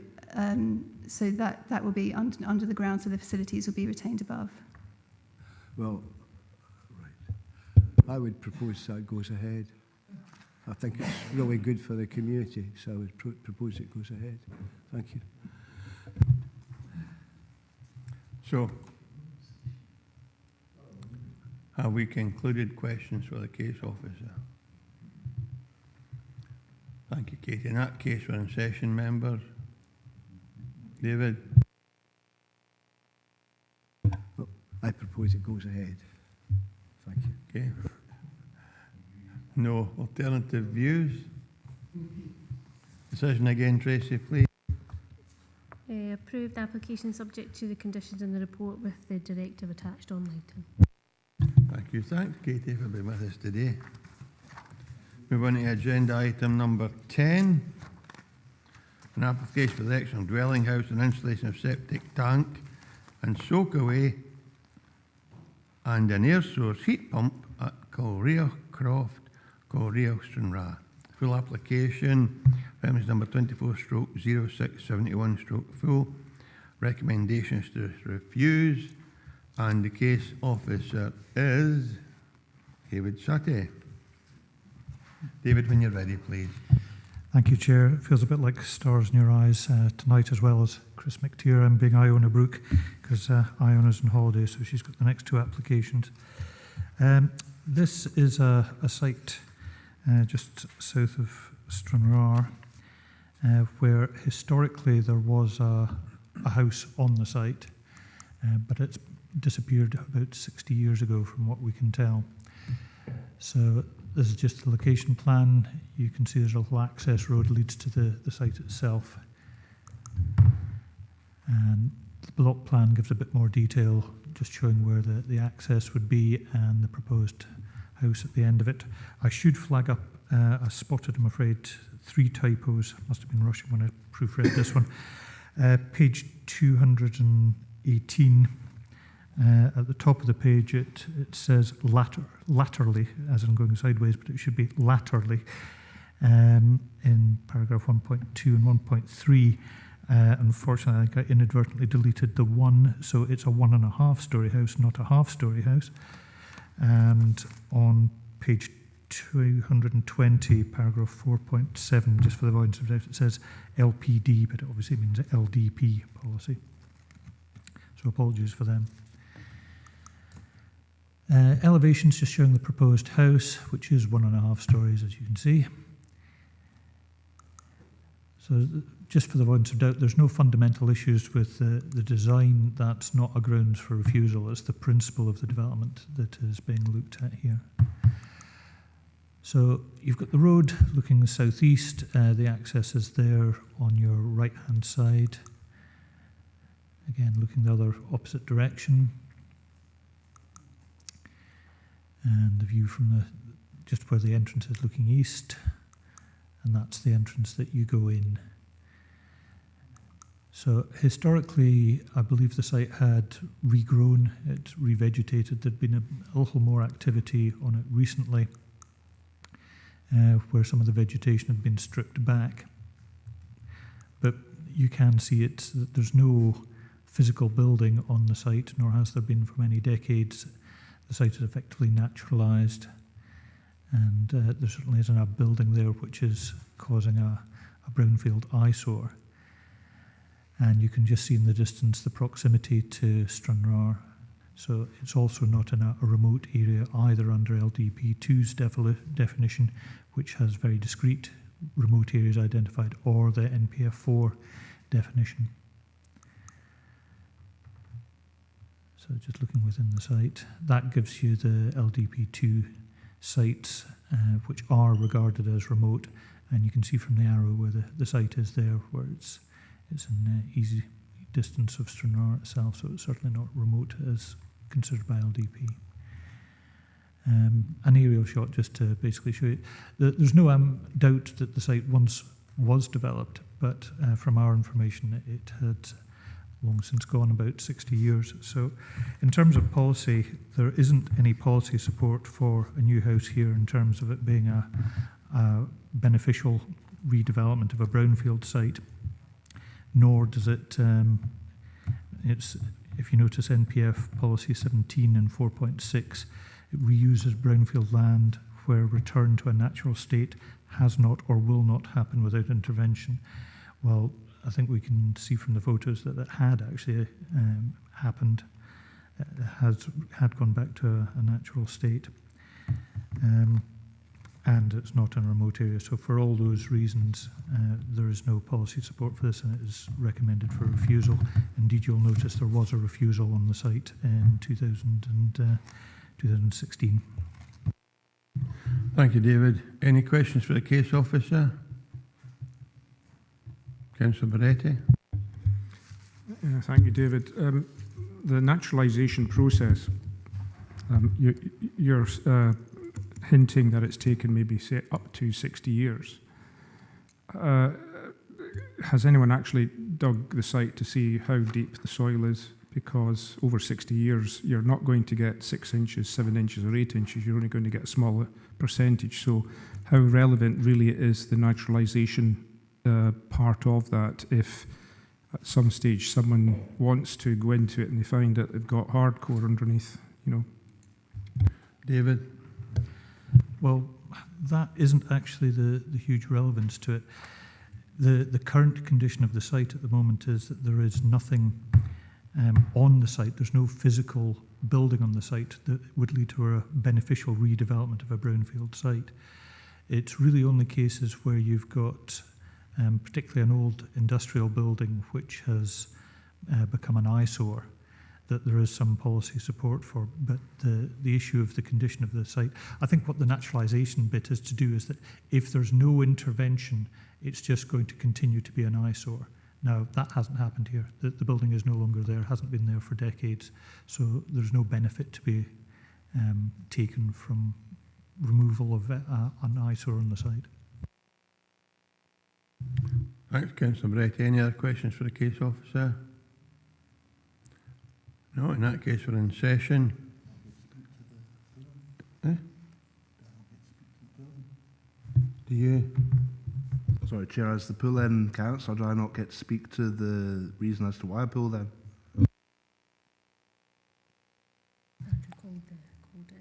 I think you should have registered an interest and asked to speak. But anyway, carry on. Thanks, Chair. Not that I'm giving a proposal here, but my reason for pulling in, maybe I should have raised this earlier on. I pulled this into committee as I believe this site poses an opportunity for the committee to discuss and scrutinise an application site, which may be more ambiguous in relation to policy. I'd ask the members to look at the history of the site as referred to in the archaeologist report in 4.14, where the site was once used as a domestic purposes, and we have had evidence and the support statements from our head of planning today. To my belief, there was still evidence of building on the site, but that wasn't noticeable in the report and the images we've seen there. So I'd ask members to interpret this under MPF 4, Policy 9A, and MPF 4, Policy 17A, the reuse of a brown site, and I'll leave it in members' hands. Thank you very much, Councillor Giusti. Councillor Campbell? Oh, no, it was Councillor Carruthers. Oh, no, you did. It was Councillor Campbell and then Councillor Carruthers. Yeah, thanks very much, Chair. No, I think listening to the case officer taking us through the report, we do have the policies there. None of what Councillor Justice said would sway my mind whatsoever on Policy 9 or Policy 17. If we're in session, then I'm happy to move the recommendation and refuse this. Thank you, Councillor Campbell. Councillor Carruthers? Thanks, Chair. Thanks so much. So when I read this, and I thought it was quite interesting when I actually see, in regards to the local policies, it isn't a clear match, but I thought there was a correlation between this Councillor Justice already outlined in regards to NPF 4. I just thought it would have been a good test case, potentially a site visit when there'll be maybe, but I'll leave that for the members to bring forward. But I'll be up for that if that's the case. If Councillor Justice saying there is actually further evidence on site that could be seen in regards to demonstrating it has been a brownfield site. Principal developments, obviously, as David's outlined, this is what's up for grabs here. But I suppose what's not been mentioned in this, and it's in the back of my mind all the time now in regards to even with casework. I think it was the Labour Party in Scotland on the second attempt to call to Scottish Government that there's a housing emergency in Scotland. Actually, it then came from Scottish Government themselves, and they announced there is a housing emergency stroke crisis in Scotland. And that's where I thought, okay, at a political level, even from this perspective, how do we look at a proposal like this? It almost, again, it's on balance for me with NPF 4, not locally, the local policies, it isn't, but in NPF 4, I could probably support this. I would need a site visit, I think, just to alleviate some of my concerns in regards to, going back to some of the points that Councillor Variety brought up, the depth of soil, how far is the original hard stands under the ground, what level is still shown there. We have got photographs to show that today, but now, because of that housing emergency in particular, I think we are here, but we're trying to establish, those of us sitting in the Strategic Housing Forum, we've gone through Housing Needs Demands Assessment, we've got Local Development Plan 3 that's coming up, and how can that then be ultimately, I would say, promoted and accommodated to actually better affect this type of development in rural Dumfries and Galloway? Do we need the housing? We absolutely do. All of us, I'm sure, have got, whether it's the private rental sector, the social renting sector, or whether it's just open market buy-in, so on and so forth. We just got a lack of housing, full stop, in Dumfries and Galloway. We're crying out for it. I know even Dumfries, there's 250 shortfall right now when it comes to student accommodation. We go wider across and take more like these type of policies is crying out for rural development, for people who want to stay in the countryside, lived here all their lives, and just want to stay local. So beyond, I think, NPF 4, I would support this. It's the housing emergency in particular that resonated with me, and it's a level of how we see that as being a material consideration or otherwise. But I do think a site visit would lend itself to this. Thank you, Chair, for giving me the time to speak. Thanks very much, Councillor Carruthers. I'm sure, having read the motion the housing emergency relates to folk in a housing list and it's social housing that it relates to. And I'm sure somebody looking to build a bungalow will at the same time have their house name on a housing list, but that's it's purely speculative. It's nothing more than that. And I think I'm agreeing with John Campbell, Councillor Campbell. If we want to change policy, that's when these type of applications become appropriate. We can't just at random change policy because we think it's a nice application, a nice place. Policy guides us, and Councillor Campbell's right, policy, that this application doesn't fit with current council policy. And there's the opportunity very soon, LDP 3, we can change it as much as we want, and then we can see applications like this maybe come back if policy is designed to attract that type of housing application. But Councillor Campbell has a proposal. I haven't heard anything to the contrary, and if there's no, I'll take it it's a decision of the committee to refuse this application as recommended by the case officer. Tracy, can you confirm the decision of the committee, please? It's unanimous. Members have agreed to refuse the application on the grounds detailed in the report. Members, we move on to agenda item 11, an application for the modification of section 75 planning obligation associated with the erection of a dwelling house approved under planning permission 06/B/2/0367 and 10/B/2/0094 at Drumjohn Moor, Kirgunnion, Dumfries. The application requests a modification of discharge of section 75. Reference number is 24/0708/S75. The recommendation is to modify obligation, and it be David Sutty again, please. Thank you, Chair. These are normally types of applications which are dealt with under delegated powers by the officer and then going on to legal services. But you'll note the reason it's before yourselves is the applicant is a relative of one of the case officers, Claire Eckstein, who you all know. Historically, the Beeswing Caravan Park had a house approved for it as an essential need in the countryside. And it tied, because there was already a house on the site, Drumjohn Muir, then there was a need to make sure that all three elements, the new house, existing house, and the caravan site were tied together. The situation has changed at a local and national policy level. It was quite right that when the original applications were determined way back under the policy D4 of the 1999 Dumfries and Galloway structure plan that was in force at the time, there was this requirement for a planning obligation to tie the land and the use together. Subsequently, unfortunately, there's been a change in circumstance where the mother of the applicants has passed away, and therefore they wish to be able to put the house on the market and therefore sever it from the rest of the caravan site.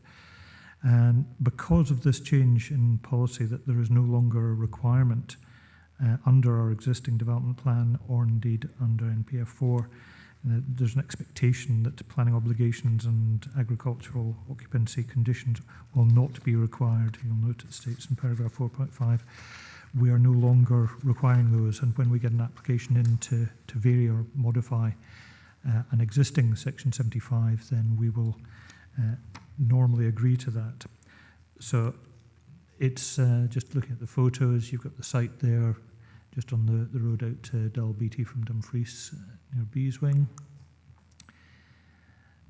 So you can see the red line, it only just covers the Drumjohn Muir house.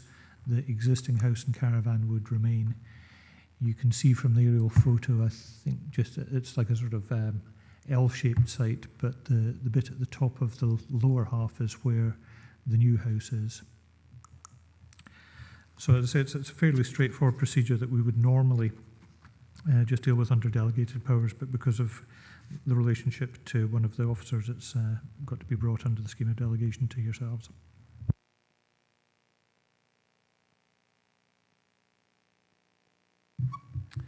Questions for case officers. Councillor Hasluck, please. Thank you, Chair. It's just with the fact that the Section 75 agreement was signed in 2007. How can we sign a Section 75 when the two pieces of land aren't in the same ownership?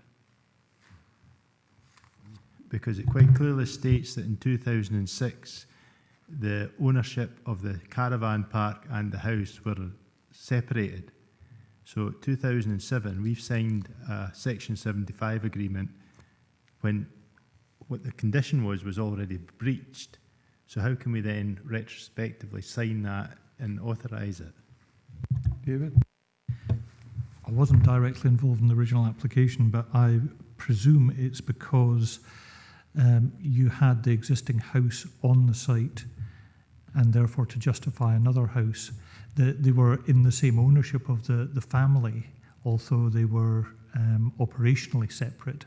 I think that's probably the fairest way of putting it. I don't know if Laura's actually had a look at that particular Section 75 to be able to add any comments. No, I'm quite prepared to do so if you wish me to, but that predates my involvement. Ivor?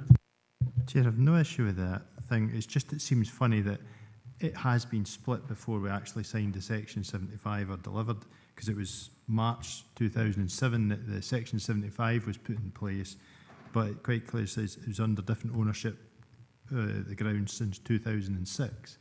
And I would have thought, A, if that's the case, no house should have been built at the time because you couldn't satisfy the terms of the Section 75, or B, we've actually put a Section 75 onto somebody else's land without their knowledge. David? Again, I wasn't directly involved, so I haven't got the full detailed knowledge of that one. But my understanding that it was the family lived in Drumjohn Muir, which was the house for the caravan site. They were then looking to get a house, a separate house, which would then allow the mother to remain in the house, but she wasn't operational with the caravan site, but they were all inextricably linked. So it was basically to prevent at that time there being yet another house coming in due course with a claimed essential need. But yes, I take your point. I did read that and had a few queries over it myself, but I didn't know the background. Aye, because a Section 75 is a demonstrable agricultural need. My understanding is just it can be different things but it ties the property to the land. That was a Section 75. Agricultural terms, yes, you could do that, or as this case is, it's a caravan park. Yeah. So, David? Yeah, yes, just to clarify that Section 75s are a planning obligation. It's a legal tool of tying things to the land that was used at the time. So it was a mechanism for certainly the agricultural side of things, that if there was an essential need, that you would then have the house tied to the land, so you couldn't then sell the house on. You couldn't just get permission for a house and then sell it on and then claim another need. So I think that would be much the same thing, that there was a recognition of the issue with the house. I should have probably spoken to Claire before this and got the full background, and then I could have answered the question, but sorry, I don't know. No, it's fine. Any other questions for case officer? Mine was on the same point, Chair. No point going over that again. Okay. Thanks, Councillor Campbell. In that case, we're in session. Agree the recommendation, Councillor Hasluck? Tracy, confirm the decision of the committee, please. Thanks, Chair. Members have agreed to modify obligation. Thank you. Thank you. Move on to agenda item number 12, removal and application for removal of part of wall and formation for pedestrian access at Bowittle Church, Bowittle, Castle Douglas. The application types listing building consent, reference number 24/0697/LBC. Recommendations to approve unconditionally, and Lindsay Little. Afternoon, Lindsay. Just take us through your presentation when you're ready, please. Thank you, Chair. This application is for removal of part of a wall in formation of a pedestrian access at Bittle Churchyard. It's before you today as Dumfries and Galloway Council are the applicants. So Bittle Church lies in a rural area to the south of the A745 public road between Castle Douglas and Dalbeattie. The application refers to the boundary wall of the churchyard to the south of the existing church building. The church building itself is now in separate ownership. So the block plan shows where the site of the new access is proposed to the southeast corner next to a domestic outbuilding, which again is in separate ownership. You can also see just above that proposed site is the site of the existing access gate to the other end of the outbuilding, which is in the curtilage of the dwelling house, which sits to the east of the churchyard. So this is the elevation as existing of the wall against the wall of the outbuilding. And this is what's proposed. So they will remove part of the wall and using the existing stone, build up a pillar and coping to each side of the opening and install metal gates which will match the style of the existing gates on the gate that's already at the other end of the building. And these are some photographs. So that's the dwelling house that sits to the east of the churchyard, and the wall is further on just to the side of where the blue door is, to the side of that outbuilding. A closer view, so the proposed gate would pretty much take up that section, that small section of wall there, just adjoining onto the outbuilding. And this is the existing gates which sit to the rear of the curtilage of the adjacent dwelling house. There's a closer up view. The proposed gate will match the style of that gate there. And the recommendation is to approve the proposal without conditions. Thank you. Thanks very much, Lindsay. Only one thing struck me looking at the images you showed, members. There are headstones quite close to where the new opening's proposed. Are we comfortable that there's nobody lying at rest behind the wall? Yeah, I think it does actually say in the report the nearest headstone is 2.6 metres. The council archaeologist and the Built Heritage Policy Officer have also been out on site, and they agreed at the time that they decided where to put the access. It was all agreed at that time. Thanks, Lindsay. Questions for the case officer, Councillor Beretti? Is it possible to have up some of those images again? Because I just found it a little bit unclear. Certainly the last two, Chair.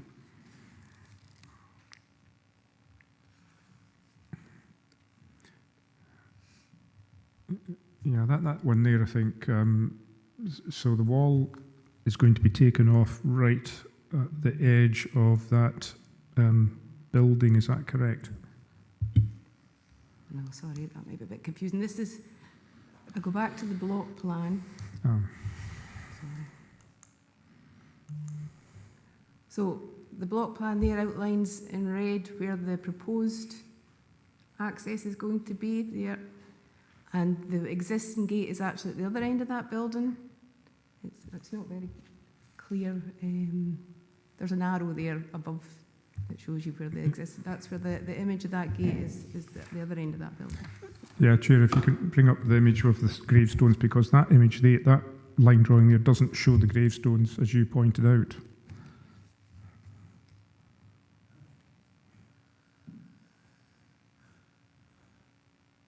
Yeah, that one there's fine.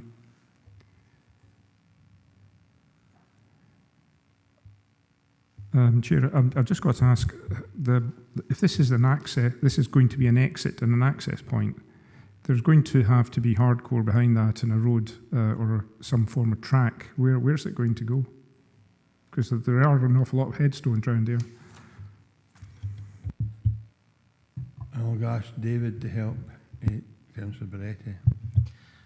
The issue is that the owner of the property is content with continuing to allow pedestrian access through the gate that, if you can just slide it one forward, Lindsay, please.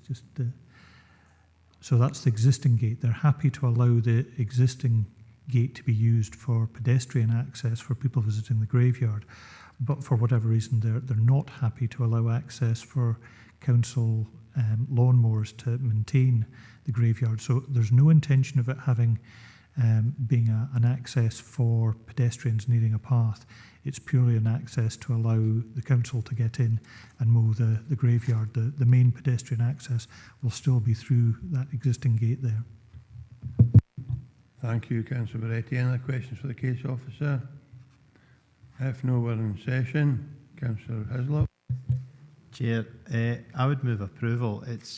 I actually was doing a bit of family research, and Bittlecirk came up as an area that might have a family grave there, but it wasn't, because we spent a Sunday afternoon in there, and it was quite awkward having to chap on the door to ask if it was all right to cross the person's garden to go through.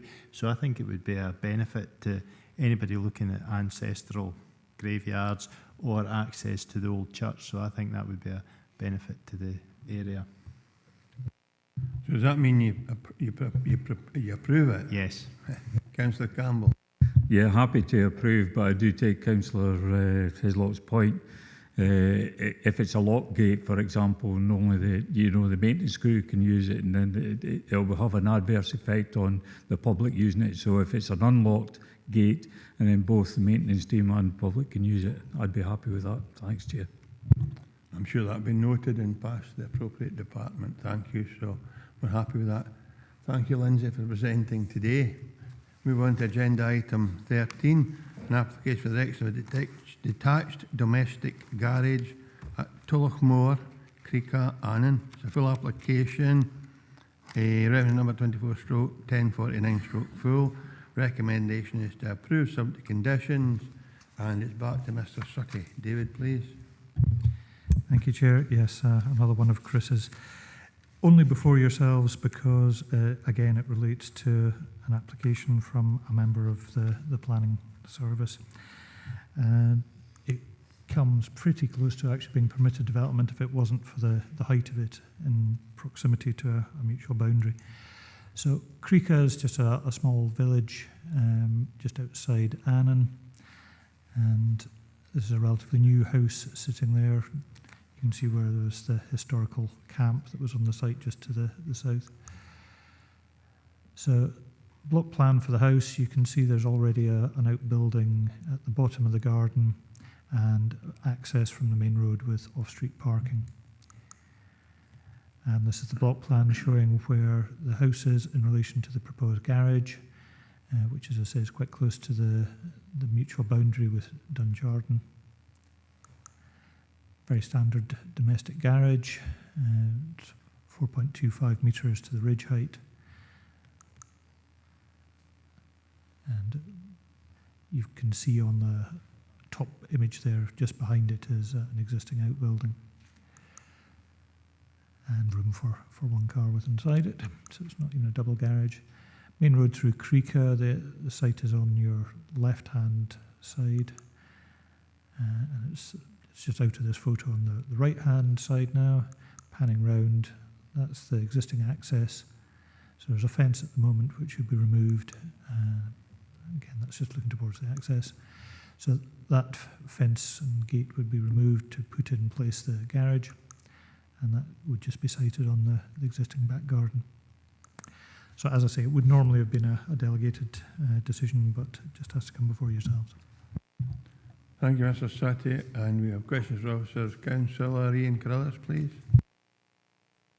Chairman, it was a roundabout permittable development, but David's answered that. So when we get into session, I would move to approve, Chairman. Thank you. Thank you. Councillor Campbell. Yeah, thanks, Chair. I think on the last photograph we've seen a drain in the garden. Would that be affected? Maybe fill the car with water if it floods. Well, I'm just thinking, Chair, if you know, if we're building, you know, foundations, etc., you know, would that affect? I don't know if the drain's just for the personal use of that property, or If you look at who the applicant is, I'm quite sure they'll have worked out how to deal with it. I'm sure they will, Chair. Hey, David, can you respond to Councillor Campbell, please?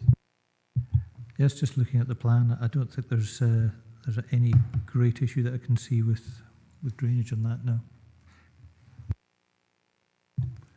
That concludes questions for officers. We're in session. Agree the recommendation, members? Councillor Carruthers again.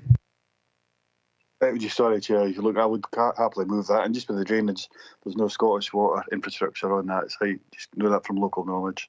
Thank you. Thanks very much, Councillor Carruthers. So can you confirm the decision committee, please, Tracy? Members have approved the application subject to the conditions in the report. Thank you. Move on to the last agenda item, which is agenda item 14 for noting.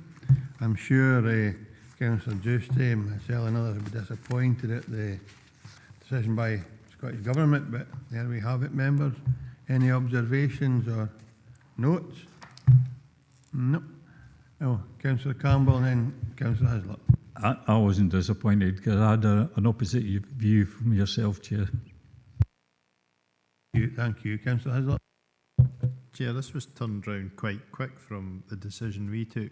Were any costs awarded against us if it was a quick decision rather than, you know, if it's a complex one, we've taken a good, I understand it's not been a frivolous decision we've taken, it's been a good one, it just seems quick. Or is the unit working quicker up the road now? Members, thank you for your observations. David Sutty wants the last one. No, it's just to answer Councillor Hislop's query. There was no request for an award of expenses from the applicant, so that wasn't a matter that was before the reporter. If it's not requested, it's not open to the reporter to consider that matter. It was relatively quick, but it was by written submissions only and an unaccompanied site inspection, which was all the reporter felt was necessary for him to reach a decision. Remember, there's a housing emergency. Thank you, members, for your attendance today. Thank you, officers. We'll see you next month. Thank you very much. Thank you, Chair. Thank you, Chair. Well done.